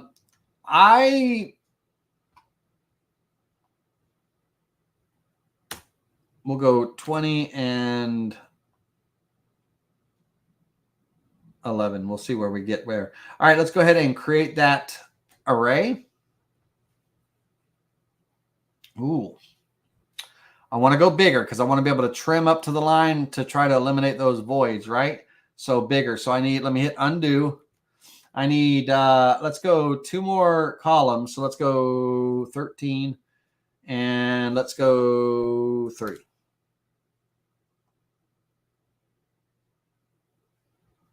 $30 was a little much, but that's okay. Now I want to take and select all of those. Well, they're already selected. So I want to group them together and then align them to the center of the material. I want to take my line and offset it inward. This time a 1/16 of an inch. That's kind of my spacing, right? So offset inward 0.0625. Sharp corners, that's my trim boundary.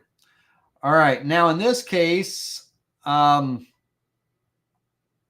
going to ungroup these. In this case, I can actually kind of just select those and hit delete because they're not anywhere near my line. Let me move my 3 original shapes over a little bit. These shapes down here are not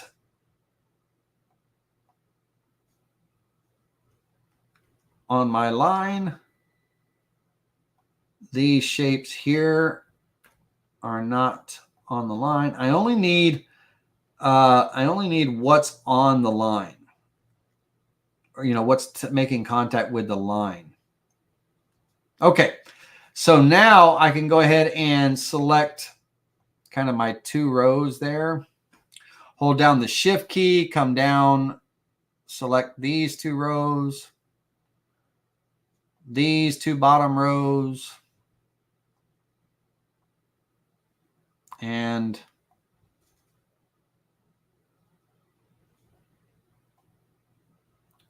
okay, once I have them selected, I don't need to group, and I won't group these this time because I've already created my offset inward. So I'll select that last, and then I will clear everything outside of the boundary. Okay, perfect. All right, so now let's get rid of the offset. We don't need that vector any longer. Delete that. And let's create the carving. Now this time on this one for the illusion, this part, the inside of these vectors get carved away. And this would make a cool inlay. Imagine a contrasting color inlay. But they get carved away, so no border selected. No border selected. It's going to be a V-carve toolpath. Let me get full screen there. V-carve toolpath. I'll definitely set a flat depth, and I want a shallow flat depth. I don't want it really deep. So I'm going to go a 1/16 of an inch deep.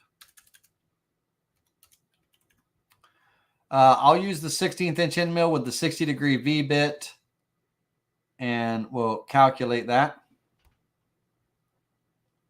Now, mentally, let me turn this straight upright.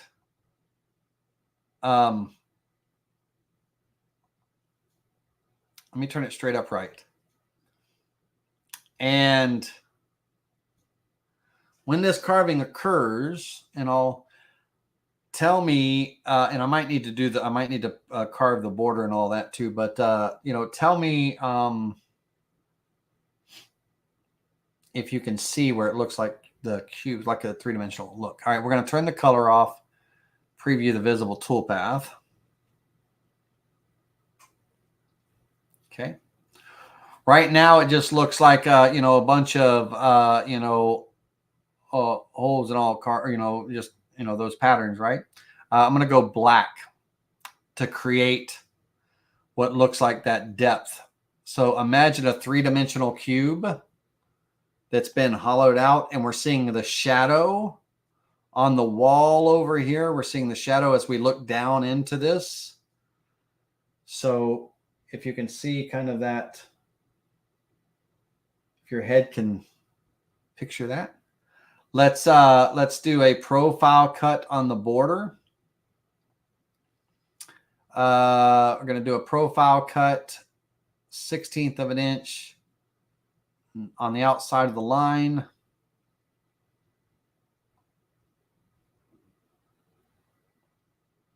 Okay.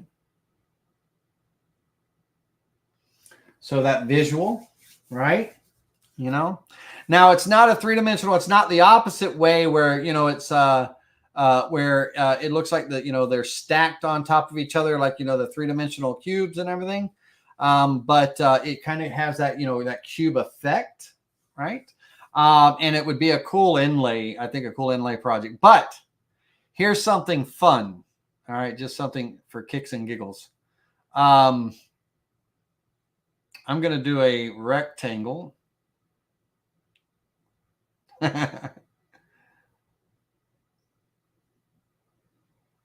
Let's see here. I'll do it over here.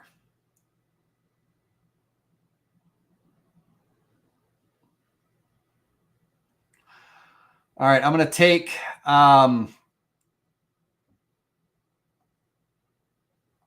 take these shapes here. Select that line and clear everything on the inside of the line.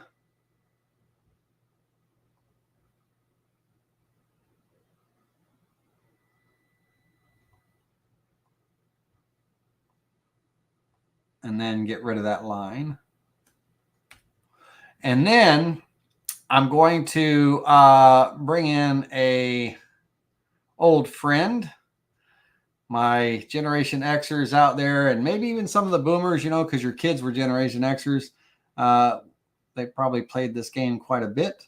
Let me turn off all the other layers for a minute so I can select and group them together.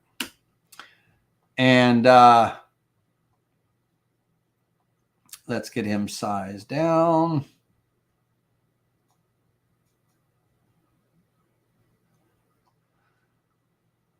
All right, let's do a fun little V-carve toolpath.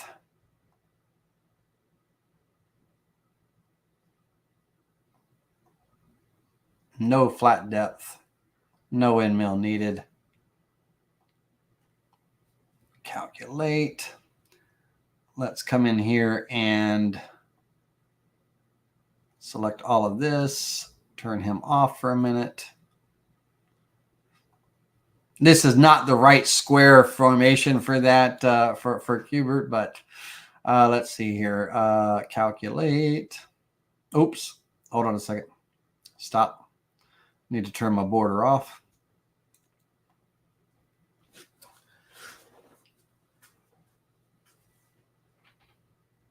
All right, reset that and preview the visible toolpath. All right, how many of you, by a show of hands, remember old Cubert?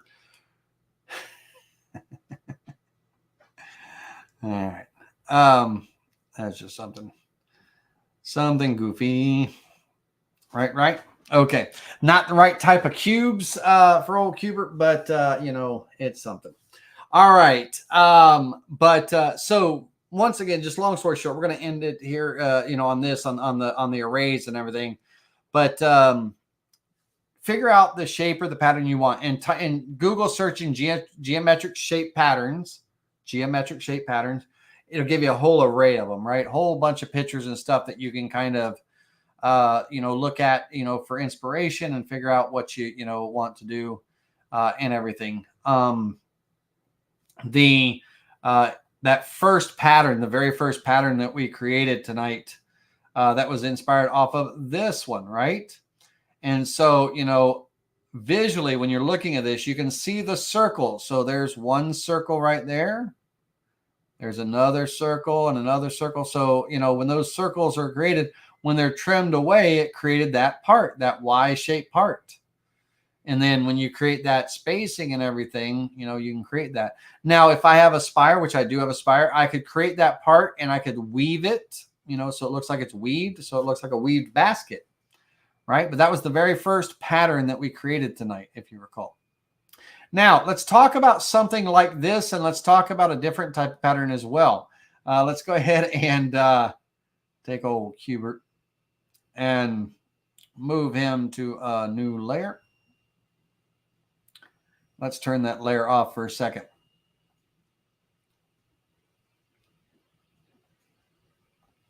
All right.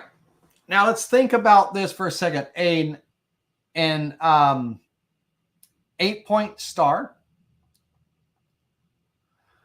Let's go 50 for right now.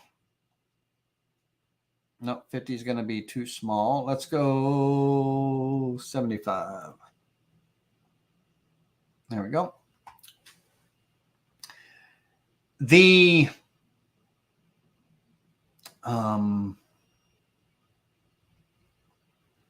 Let's also go 50.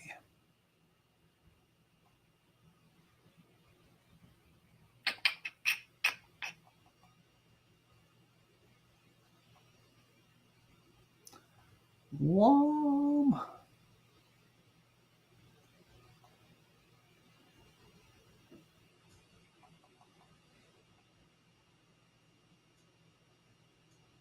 I don't want that starburst in there, but I'm just using it to kind of get my triangle here. On this shape here, as a matter of fact, I don't need that inner star at all. I don't even know why I drew that. Let's get rid of that. Ugh. On this shape here, I'm going to use my line tool, and I'm going to, from this point to here, over to here, this shape, and this shape is centered. So I'm going to hit, I'm going to move Control C, Control V, and I'm going to move a copy off just for a second. And I'm going to take my scissors and trim to create that triangle, right? Now I'm going to put this part here back in the center of my material. Now I've kind of created that one, that triangle, if you will. And it could be the left side, right side, what have you. But now I want to rotate this around, so imagine it being, kind of the right side of each of these points, if you will. And I want to rotate it around 8 times. So that circular array, I want to go around 0, 0, 8 times and copy that around. Okay. And that creates this pattern. Okay. Now this vector is only here, here, here, and here, right? That hollow area there is in the middle. Now I'm going to take my actual star and I'm going to offset outward just a little bit. And I really kind of, let me pull up that reference picture again. I really kind of I wanted to really offset the triangles too. So it kind of created that little bit of a center kind of, point and all. So I should have drawn them after I did the offset and everything. So let me just very quickly.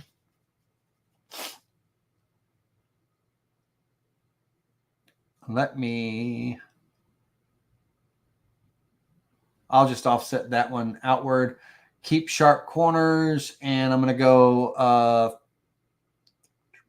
30 second. Oh, 0.03125. Nope, went the wrong direction. Outward. Okay, and I want to delete the original. So outward, delete the original, offset. All right, so that gives me a little bit of a kind of a break in between here and everything. Don't have really my I don't have really my break in the middle. So what I really wanted to do was I want to back up 100%. Let's do this one more time. All right, with this shape, I want to offset outward my, in this case, I'll go a 1/16 of an inch, 0.0625, sharp corners, offset. The rectangle shape, I want to keep, but I want to go into node editing. Drag that up to there. Drag that to there. On here, I want to drag this up a 1/16 of an inch, but I'm just going to eyeball it. Oh, not going to eyeball it. There's a number right next to 0.0609 is good for right now. Here, let me zoom in. Let me do that again. All right, one more time. 0.0525625, right? Oh, 0.65. Okay. So I want to kind of create that. I'm a goofball. I wanted that to stay right here and there. Okay. That's what I wanted. So, I need my scissors to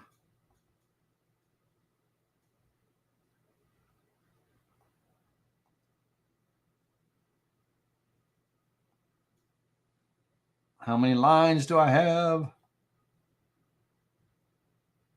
Oh, it will not trim if the lines do not intersect or meet. Okay, perfect. Okay, one more time on that rotate. I'm rotating around 0. So circular rotation. Click on the little dot right there and it'll zero it out 8 times around. Wonderful. All right, now, when I'm V-carving something like this, right, or it could be an inlay, it could be anything, that kind of situation, I'll do a flat depth of a 1/16 of an inch. Calculate. Reset that preview and preview the visible toolpath. We can create, a really nice pattern or carving, right? To really just, it could be this could be a nautical type coaster, if you will. Think of it, something like that. But very simple, to make in this sense.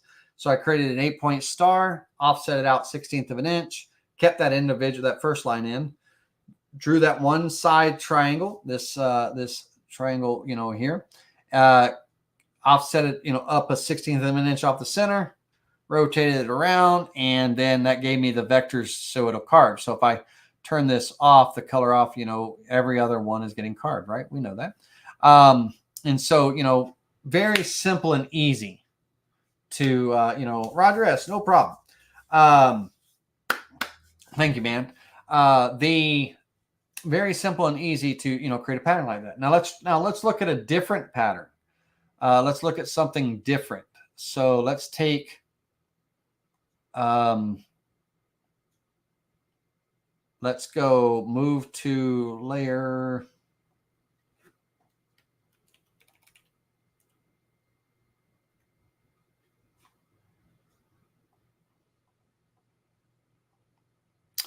What if I took a rectangle, dadgummit, square? What if I took a square, 4.5, And let's get it centered on the board. I made a copy, Control C, Control V, and on that copy, I hit the number 0 key and I rotate it 90 degrees, or 45 degrees, sorry, 45 degrees. Now, before I rotate and before I make the copy of it and everything, I want to draw some lines. I want to draw some lines. So I have some lines to work with. I want to draw a diagonal line, corner to corner.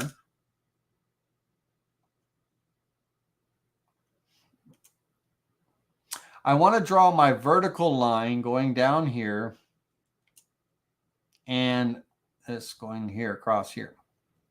Now I kind of have some layout lines for myself, so, and also maybe some trim lines, you know.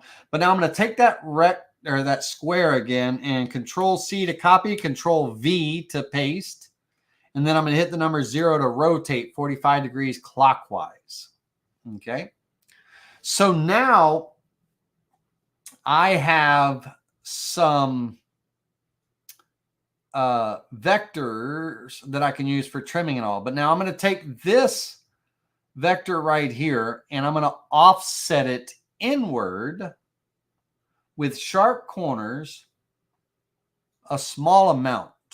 Let's go at 32nd. Kind of liking that number tonight for some reason.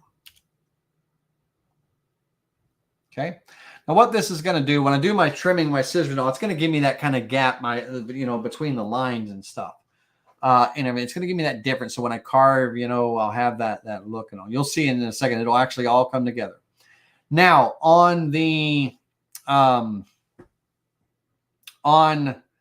it comes to what I'm going to trim and everything, my rectangle, this inside rectangle, I'm going to keep that. I don't think I need to offset any of my other lines or anything right now. Let me start trimming and creating the vectors that I need. So take my scissors. Now this is going to be scissors and all. And I'm going to take this line and get rid of it. So it kind of gets rid of that outside line right there. And then I'm going to trim this little line and I'm going to come right down the path and I'm going to trim that line and I'm going to get rid of this line in the middle. Now, that was not the line I actually wanted to trim. Let me undo that. I want to get rid of this line in the middle, but I want to trim this big line right here. So I want it to kind of actually turn this corner right here. So now I'm going to keep this rectangle here. That's my main rectangle. I'll keep that there for just a moment.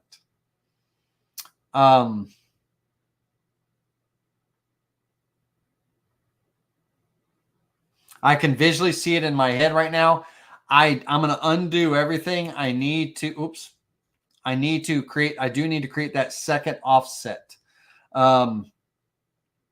So for my outside rectangle or square, Laney, I need to offset that inward also. There we go. I need that line also. So let me look at this.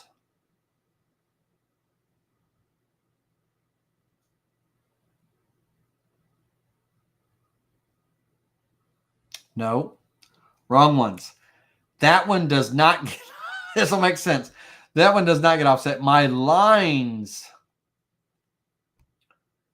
they're going to get offset. These lines right here,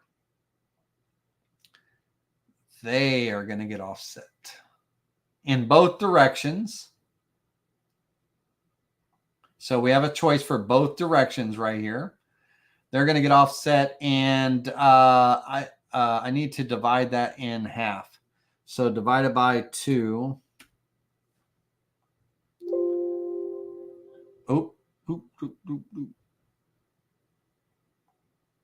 Yep. What that was letting me know is it was saying, hey, it's going to create some overlaps. I know that because they're going to get scissored away and trimmed away. So now I can create my cuts. And I need spaces all the way around. So here we go with the scissors once again. This top outside line gets cut away, and then this line. As that comes down, this triangle right here is going to turn the corner. So this is going to be one piece right here. So when it turns the corner, these three lines go away. And here, this goes away. And this 32nd inch spacing, this center line goes away. Right there. So that kind of creates the gap between this part and everything. Yeah, yeah. For the inside here, this part,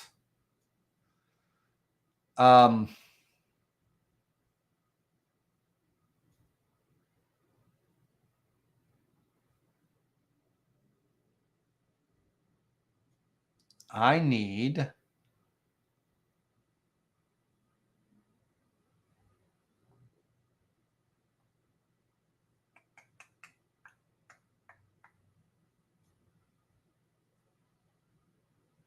okay, ladies and gentlemen, one more time. undo. Let me get back. Last time. This is the last time. I won't screw it up again. Where I'm screwing up, or where I screwed up, is this was the first line I was trimming away out here. I need to keep that. So what I need is I need to trim this line here, come down, get rid of those three lines, turn the corner, and then the middle right here goes away. Okay. Now, this will go away in just a minute, but I need it for a second. So this shape, which is kind of like this shape here, this line goes away. So this shape is in here. And this center line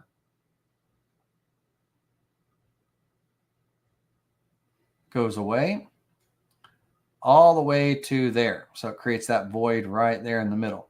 Now this shape I need another offset line right here.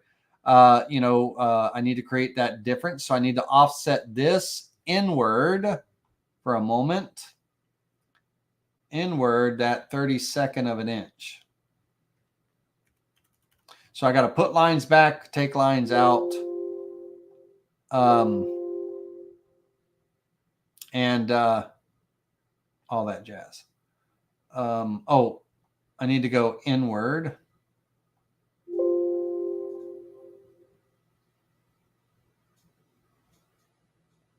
It's not going to let me go inward.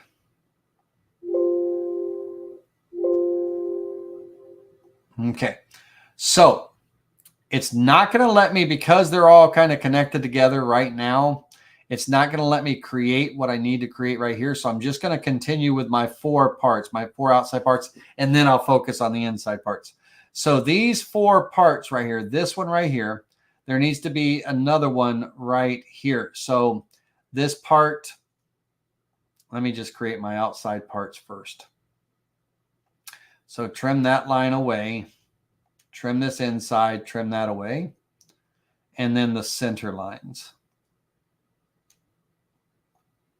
Had to pick the complicated one for last. And then that center line goes away. Right there. So that creates that point and that point. Okay, so now this shape, and what I want is this should be a closed vector. And it won't be a closed vector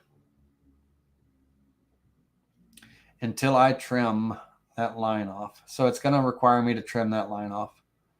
There.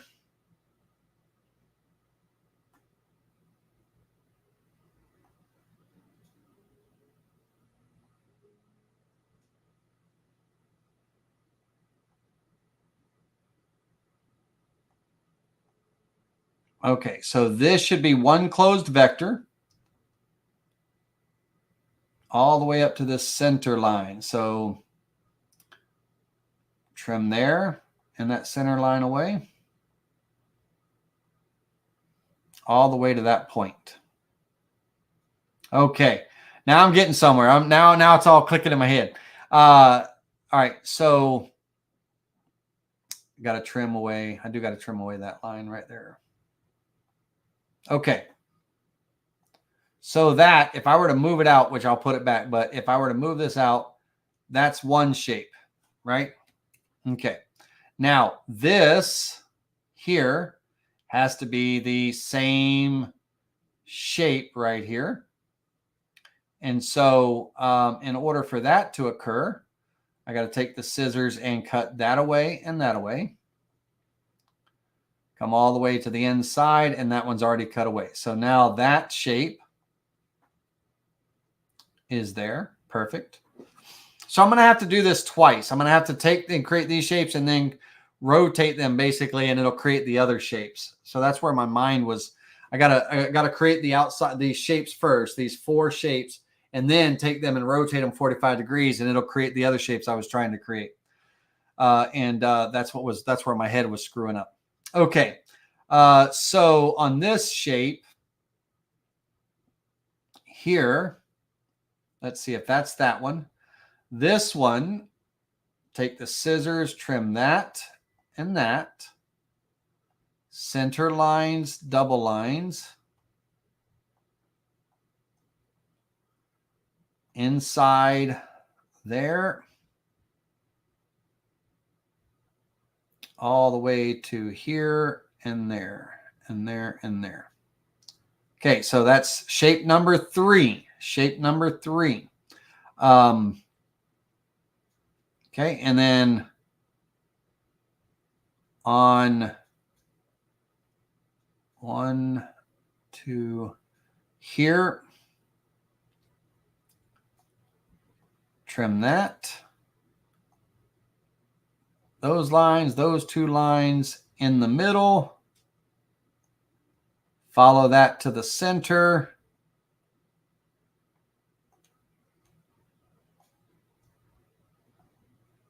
Okay, I can get rid of that center point now. All right, and I am left with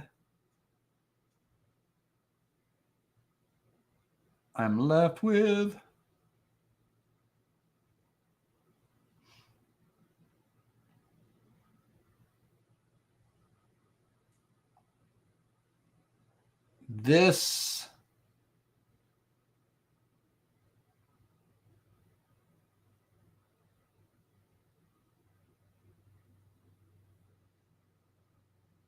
I'm going to recreate my rectangle. Center it on the material because everything is centered right now. Rotate it.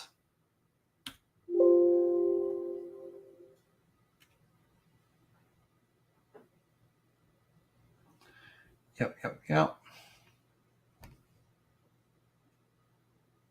Offset it inward with square corners, deleting the original. There we go. Okay, let me see here. Here's what we're making it, by the way, ladies and gentlemen. You're like, okay, what are you making, Lainey? And I can help you out there. This is what we're making. This is the next shape. So I should have this inside shape here and then the outside shape. That's a separate vector than this one, and there's a space of a 32nd inch in between the two. This one in that shape, that one in that shape, that one in that shape. So all these should be separate vectors, but they should be closed vectors. That's a closed vector. The white one's a closed vector. The black is a closed, white, black, right? That's what we're going for. So what I have is,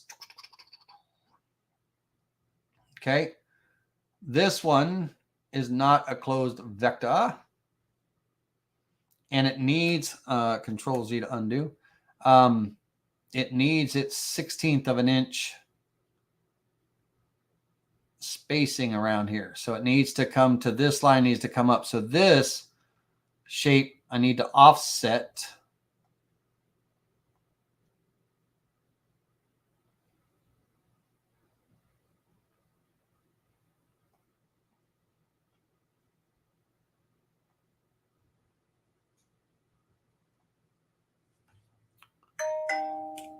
There we go. Offset. I need to take a rectangle and offset it outward. A brand new rectangle. Hold on. Offset it outward a 32nd. There we go. That gives me my lines. That gives me my lines. All right, now I can create my other shapes. Okay, so the top shape is going to be there. I need a line right here. So I need to draw a line. I trimmed away the wrong line. So I need to draw a line from there to there, straight up. And then trim away the center right there. This turns the corner here. So there's that shape. That's that one. Okay. So that's one shape.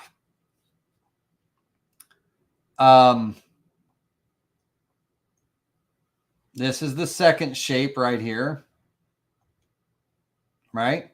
So 1, 2. I got two. All right. So 1 and 2. I could almost, man, I'm almost tempted to rotate it around using the circular array tool. But no, I can do this. So that's 1 and 2. So here's number 3 right here. This is number 3. So number 3 needs to trim right there and there. It travels to that line, and that's number 3. Okay, that one's done. Oh, and I don't need. I'm going to keep this outside boundary all the way around just for right now. So that's part number 3. And this one here,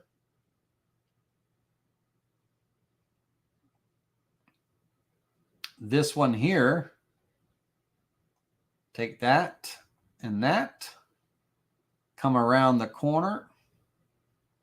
Oh.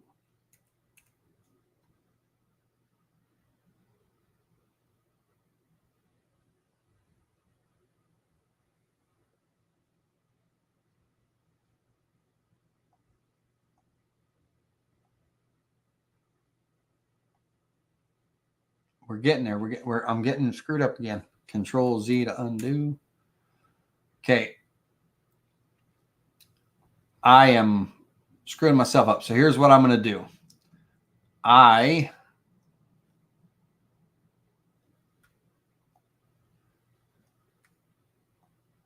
going to make life easy on myself. I'm going to take these two shapes right here. I'm going to use the circular array tool. I'm going to go around 1, 2, 3, 4 times around the center. 4 times. I think it's 4 times.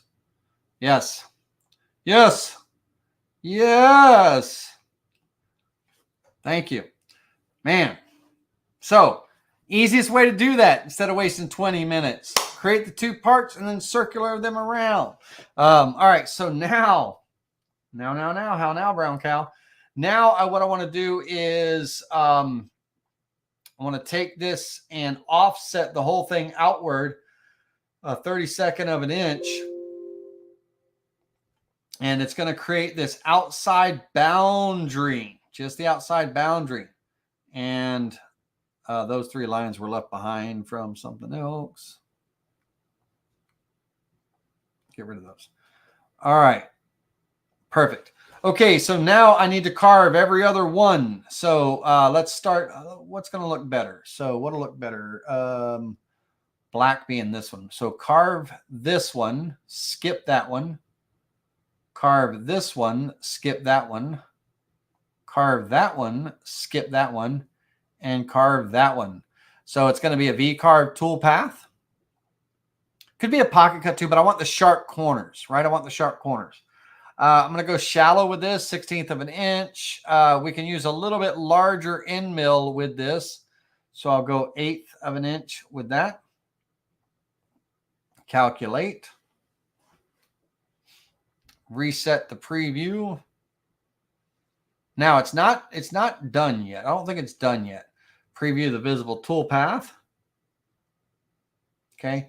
I'm only getting that look, right? It doesn't give me that full effect until I put the profile line on it. So that profile line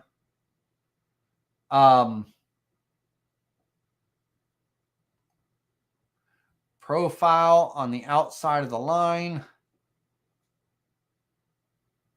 Calculate.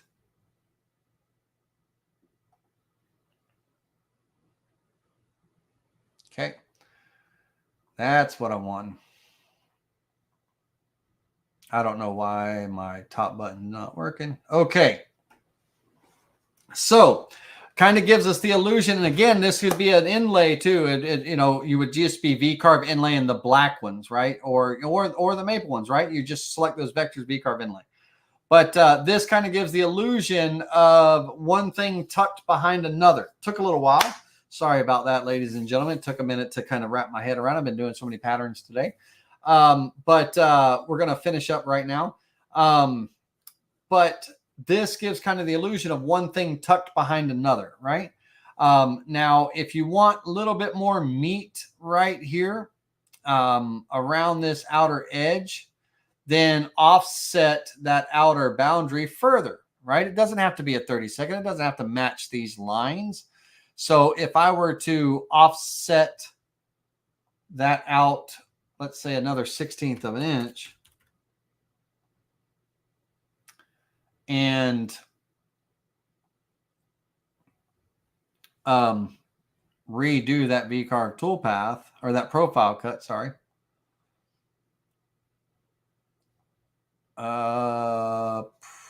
Profile. Select that. Calculate. Preview visible toolpath. That'll give us a little bit more boundary around. You know, whatever you want. But kind of gives that illusion. So we can have all kinds of fun. That one took just a minute. I had to wrap my head around. I knew it was 2 squares, 45 degree offset, and then trimming, but I couldn't get my head around this. There are literally 1, 2, 3, 4, 5, 6, 7, 8 vectors. There should have been 8 individual vectors with a gap in between them, and it was screwing me up. I was screwing myself up. So by making the 2 and then copying it around that 4 times, 1, 2, 3, 4, those two, having those 2 selected just made it easier, right? So it took just a minute to wrap my head around it. But, imagine, if you will, that we took something like this on a smaller scale, right? Imagine, if you will, that I took, or it could even be a larger scale, but right now I'm going to size this down for a minute, the whole thing. So if I size this down just a little bit, just so I have some room, and I take this, I'm going to group this together for just a moment. But if I take this shape here, and let's say that I came in, and I don't know what would be the best pattern for this. Let me see what would be the best pattern for this. If I made one copy, let's say right there, and I circular array copied that, 1, 2, 3, 4, 5. Let's go around 5, 6 times around 0. Nope. Don't rotate the copies. Still nope. I'm going to have to manually do it because I can't have them rotate. But if I took this one, snapped it on that same line, let's say there, and then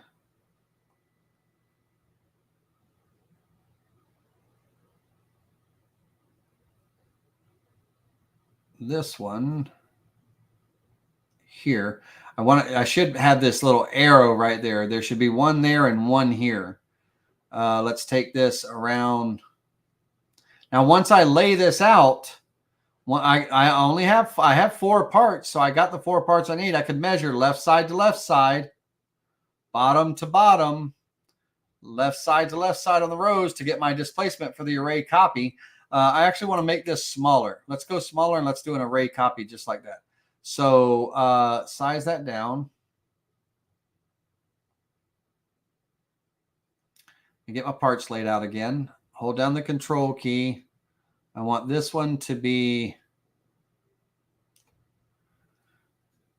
I'm going to snap it right there, and then I'm going to move it up manually. So move. This is weird. We're done after this. 30 second, 0.03125. Apply. Okay, so that one there. Hold down the control key. Drag this one over to here. Again, oh, that was not the control key. Again, I'm going to snap that to there and move it up a 30-second. Okay. Let's hold down the control key. Snap that one there. Move that down negative a 30-second. Negative 0.03125. Okay.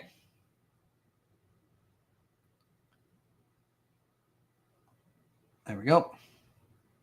And that should give me that part right there in the middle. They should be, they're touching here. And they're touching there. So back this one off to the right a 30-second.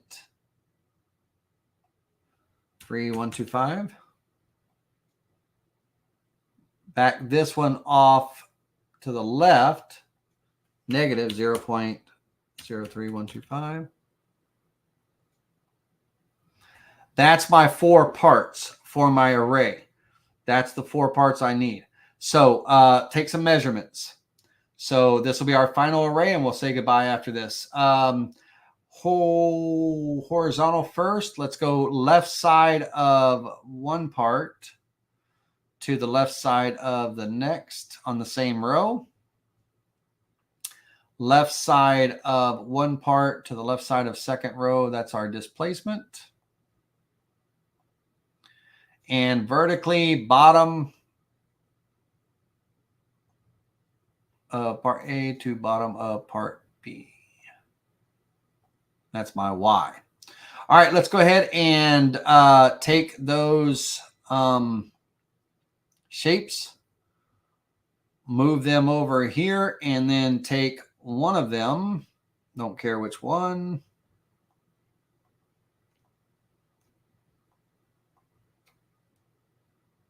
put it here. And then let's plug in our numbers. Let's go 1.7463 is X. 1.7463 is X. 1.2604 is Y. 1.2604 is Y. 0.8888. 0.8888 is that. Let's go ahead and these are big. So we'll just go 15 and 15. Copy.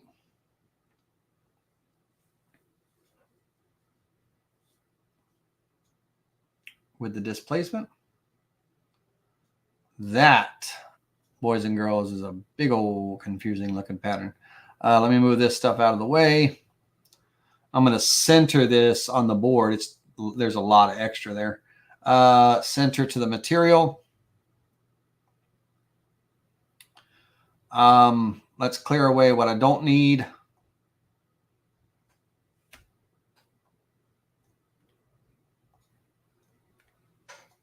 Get rid of what I don't need. All right, on our rectangle, I'm going to create our border here. It was 11 by 11, right? 11 by 11, centered at 0, 0. I'm going to click create, and that'll create my rectangle there. I'm going to offset that rectangle. Let's zoom in. I'm going to offset that rectangle inward. I'm just going to go 30-second, keep consistent with everything. 03125, sharp corners, inward.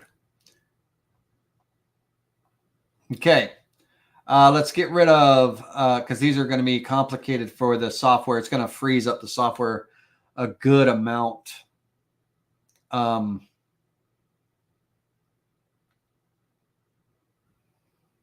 So I only want,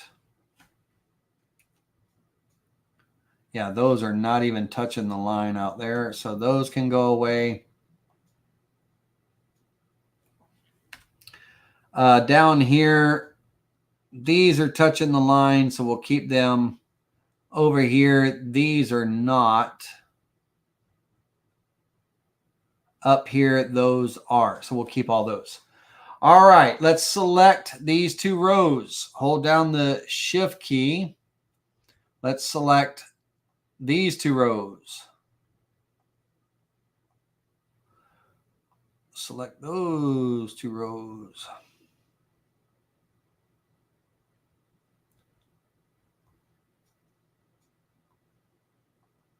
Okay.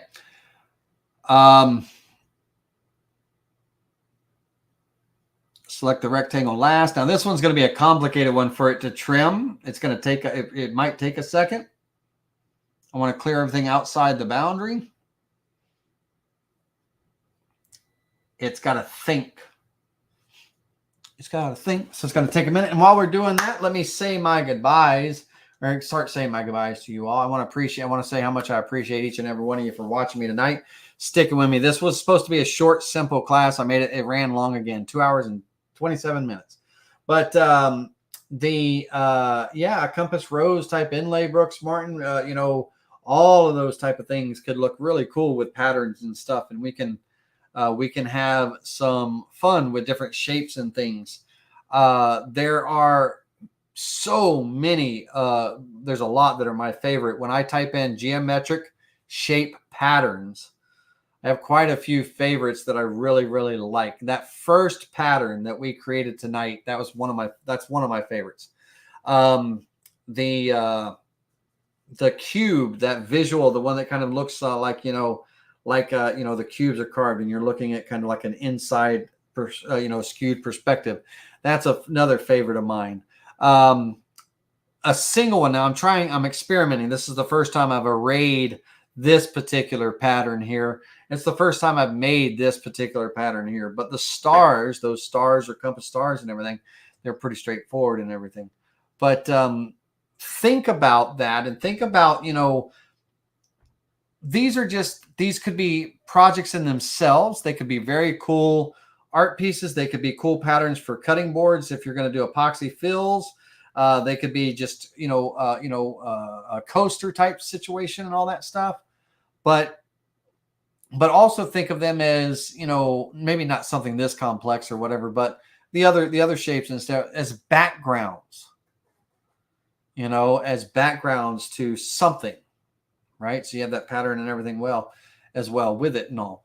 So we have our trim is done, and it was successful up to a few pieces. So let's take our scissors really quickly, since I did it to myself, and let's it won't trim a grouped pattern, right? So all of these patterns, they should have been ungrouped. These vectors, tag them. Well, I mean, it will trim them, but it had a hard time on these. No problem. And that was it. So the right side. So to clean this up, scissors, it's the outside vectors, the two inside vectors here and here. And then on this pattern, this line goes away and that line goes away. So that's the pattern there. Over here, this line goes away and that line. Okay, so that's kind of the trimmed pattern on that one. So coming down the line, this and that gets trimmed away, right? So outside lines, inside these two, and then this is the divider, right? So here and there, right? That cuts that up. The remaining boundary around, I'll redraw that because I accidentally trimmed away that boundary. I'll redraw that rectangle. I accidentally hit it when I shouldn't have with my mouse. That's my 11 by 11 inch border. I'll put it back.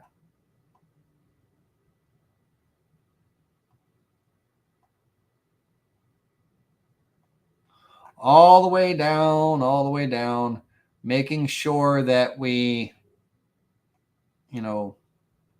trim away, separating those parts again.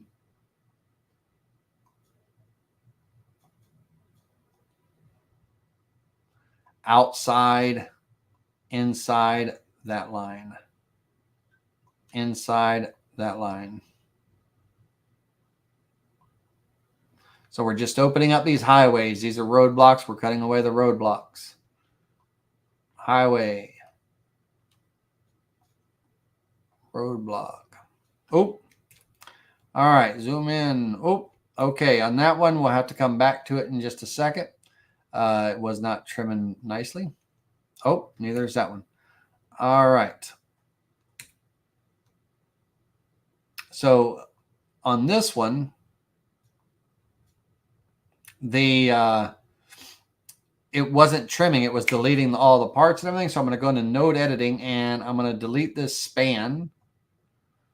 And then when it deleted that span right there, I should now be able to take my scissors and cut that away. There was like an overlap, if you will, right?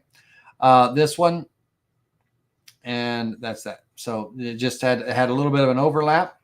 So it was, screwing up. All right, now on these parts out here, they're all ungrouped. Good. I'm going to just take my scissors, hold down my left mouse button, and just run my mouse all the way across. Oh, that one's, I knew it. I knew there would be one. Ungroup.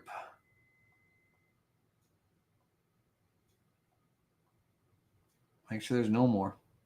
All right, take my scissors and run my scissors. The scissors will cut away up to the line, right? So I can trim away these things up to the outside of the line, right? Get rid of that stuff. All in kind of just by holding down the left mouse button and just running the mouse across the parts. And then once I do that, then I can come back and take my scissors and come in between, and these pass in between and just kind of clear them away, right? So, go just work yourself all the way. Work yourself all the way down and just open up those roadways. So clear that and then zoom in. So the scissors, know where you want to cut and all that stuff. Get in on it. That's why you see me going in and out, out to see where I'm at, in to see where I'm cutting, right? That kind of thing. So it's just that constant movement. I sometimes see people out here trying to cut away in between lines and they're really out far. Don't do that to yourself. That's just a nightmare scenario for yourself. Get up close and personal with it. If you got a roller wheel on your mouse, just put your mouse pointer where you want to roll into and zoom in, roll in. It'll roll into where your mouse pointer is. Okay. So if I put my mouse pointer in between this square and I roll in, that's where I'm coming into. Put your pointer where you want it and then roll with that little wheel. All right, we are wrapping it up right now. Almost there. I think I only had this bottom side I had to do.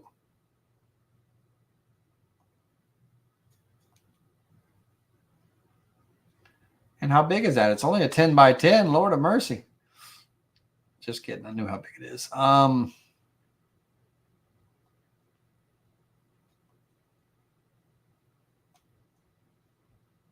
think this is my last. Nope, a couple more. So cut, cut, cut, get on in there, cut.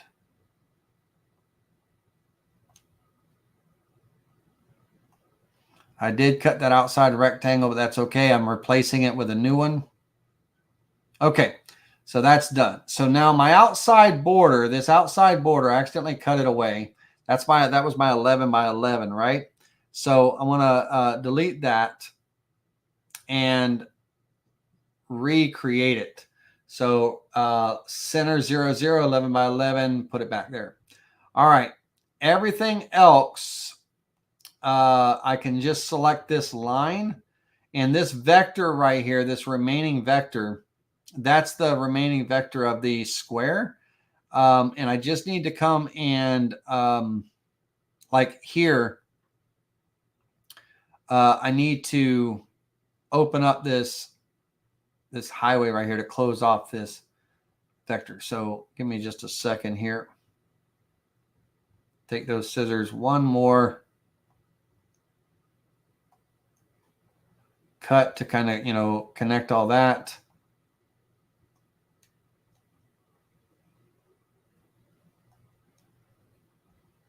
Just a couple that I needed to.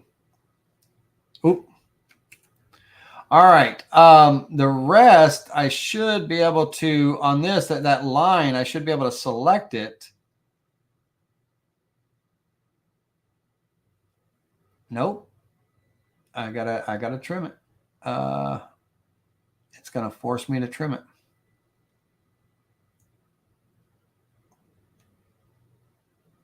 Thought I could select it and delete it, but there was nothing there, the no line there. So it did not do a good job on that clear outside boundary on this particular one.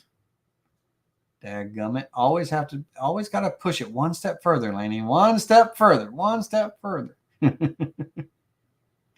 And it's that last step that always makes it run just a little bit longer. All right.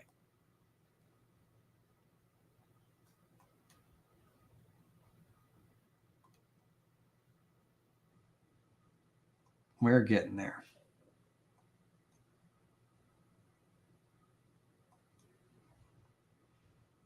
You better believe I'm gonna V-carve this so I can see what it's gonna look like. It better look good too. It better not look like crap.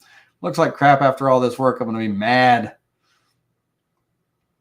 That's the one thing you never really know how good a pattern is gonna look or not look, or you know, what's gonna be. Now this one I should have. I should be able to go into node editing, delete that span just like before, and then take the scissors and trim that. All right.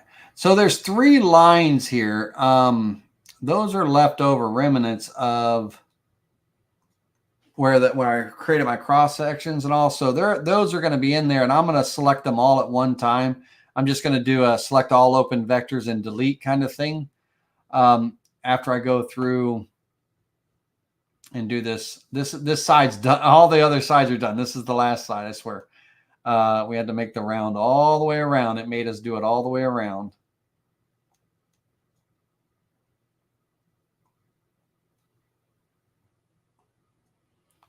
All the way around.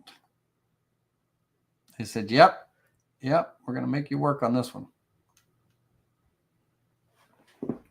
And I think if I wouldn't have had the outside boundary on the actual shapes, you know, that border, that offset around there, it would have been, I wouldn't have had to do all this cleanup. And I could have always put that offset boundary in after the fact. I could have, you know, I could have put that boundary in after the fact. All right, so a couple more cuts here. We're almost there. We're getting to the bottom. Here, there.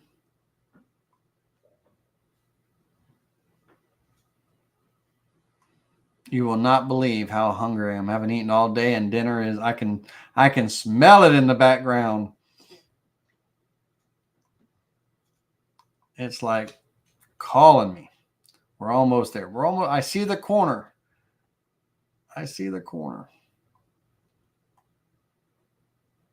For those of you that stuck with me for this last little bit of cleanup, I appreciate you. I appreciate you. For those that dipped, I don't blame you at all.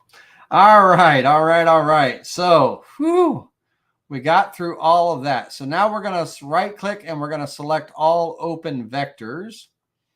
And that's going to be those 3 little vectors, right? That I told you about all the way through. So we're going to go ahead and right click and hit delete to get rid of them, or just hit the delete key on the keyboard. All right. Now this pattern, like I said, this pattern better look good. I don't know what it's going to look like. I'm going to do it first with the boundary, the outside boundary selected. And let's make sure.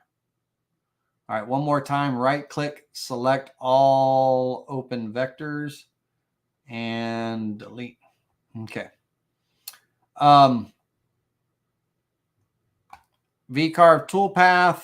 On this one, all the spaces are so, I don't know how it's going to carve. So I will put a flat depth in for right now. And I'm going to take the 1/8 inch bit out. We'll go 16th, calculate. I want to continue anyway. There's some overlap somewhere. The 1/16 of an inch bit, it didn't produce a toolpath for that because it wasn't necessary. So let's take a look and see what this first pattern looks like. Ooh, could be interesting. Let's see here. All right. So basically that one with the border selected just did the outline, carve around the lines and everything. And if I were to add some color to it, so, it kind of highlights those. So, those black areas. So that's the pattern. That's pattern number 1. Now let's do the toolpath without the boundary.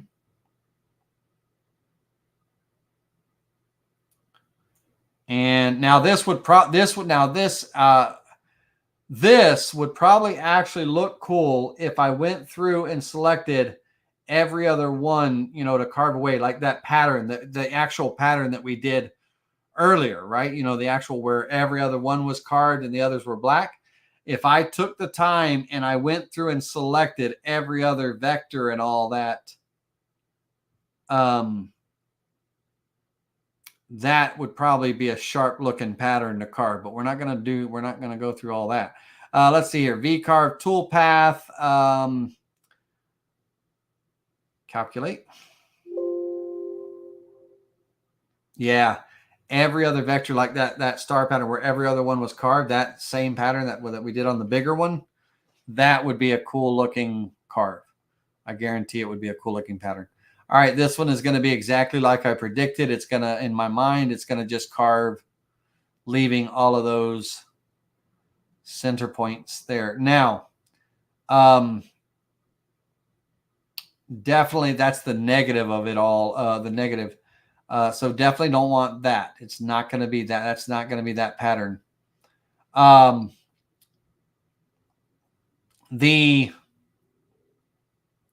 On each one of these segments, so this is a segment,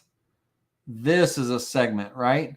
If I went through, and I'm only going to do 2, I'm going to select 2. So if I selected every other vector around on one, and we'll do this one right next to it, which ones are selected. So keep the pattern the same. Select, skip, select, skip, select, skip, select, skip. So, and we'll do the top one. So we have at least 3 to look at. Select, skip.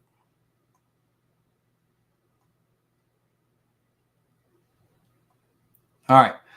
If I did a V-carve toolpath on those, like if I went through and I did that on it and I selected every one of those and did the V-carve toolpath on that, along with, now that's all, let me reset that preview.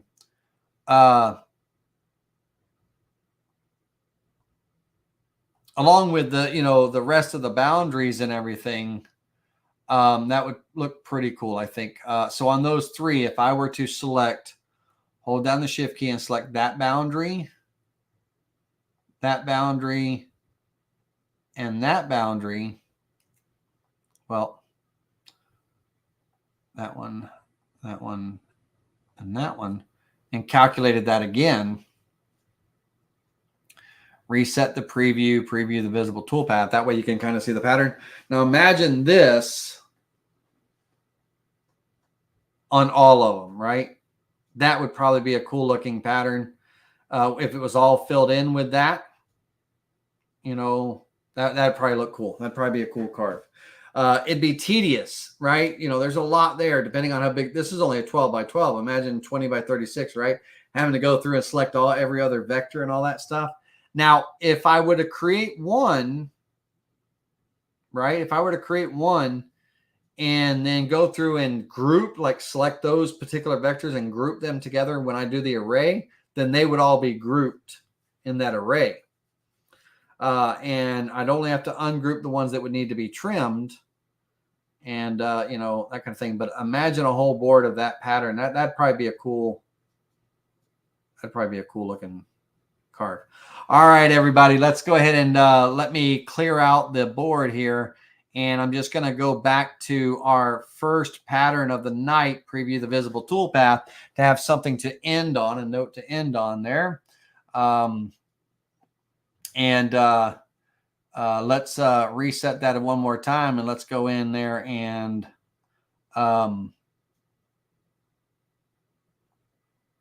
preview that visible toolpath.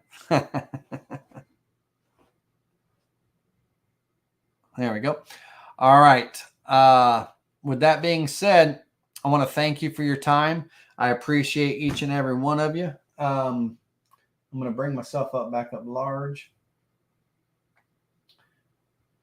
My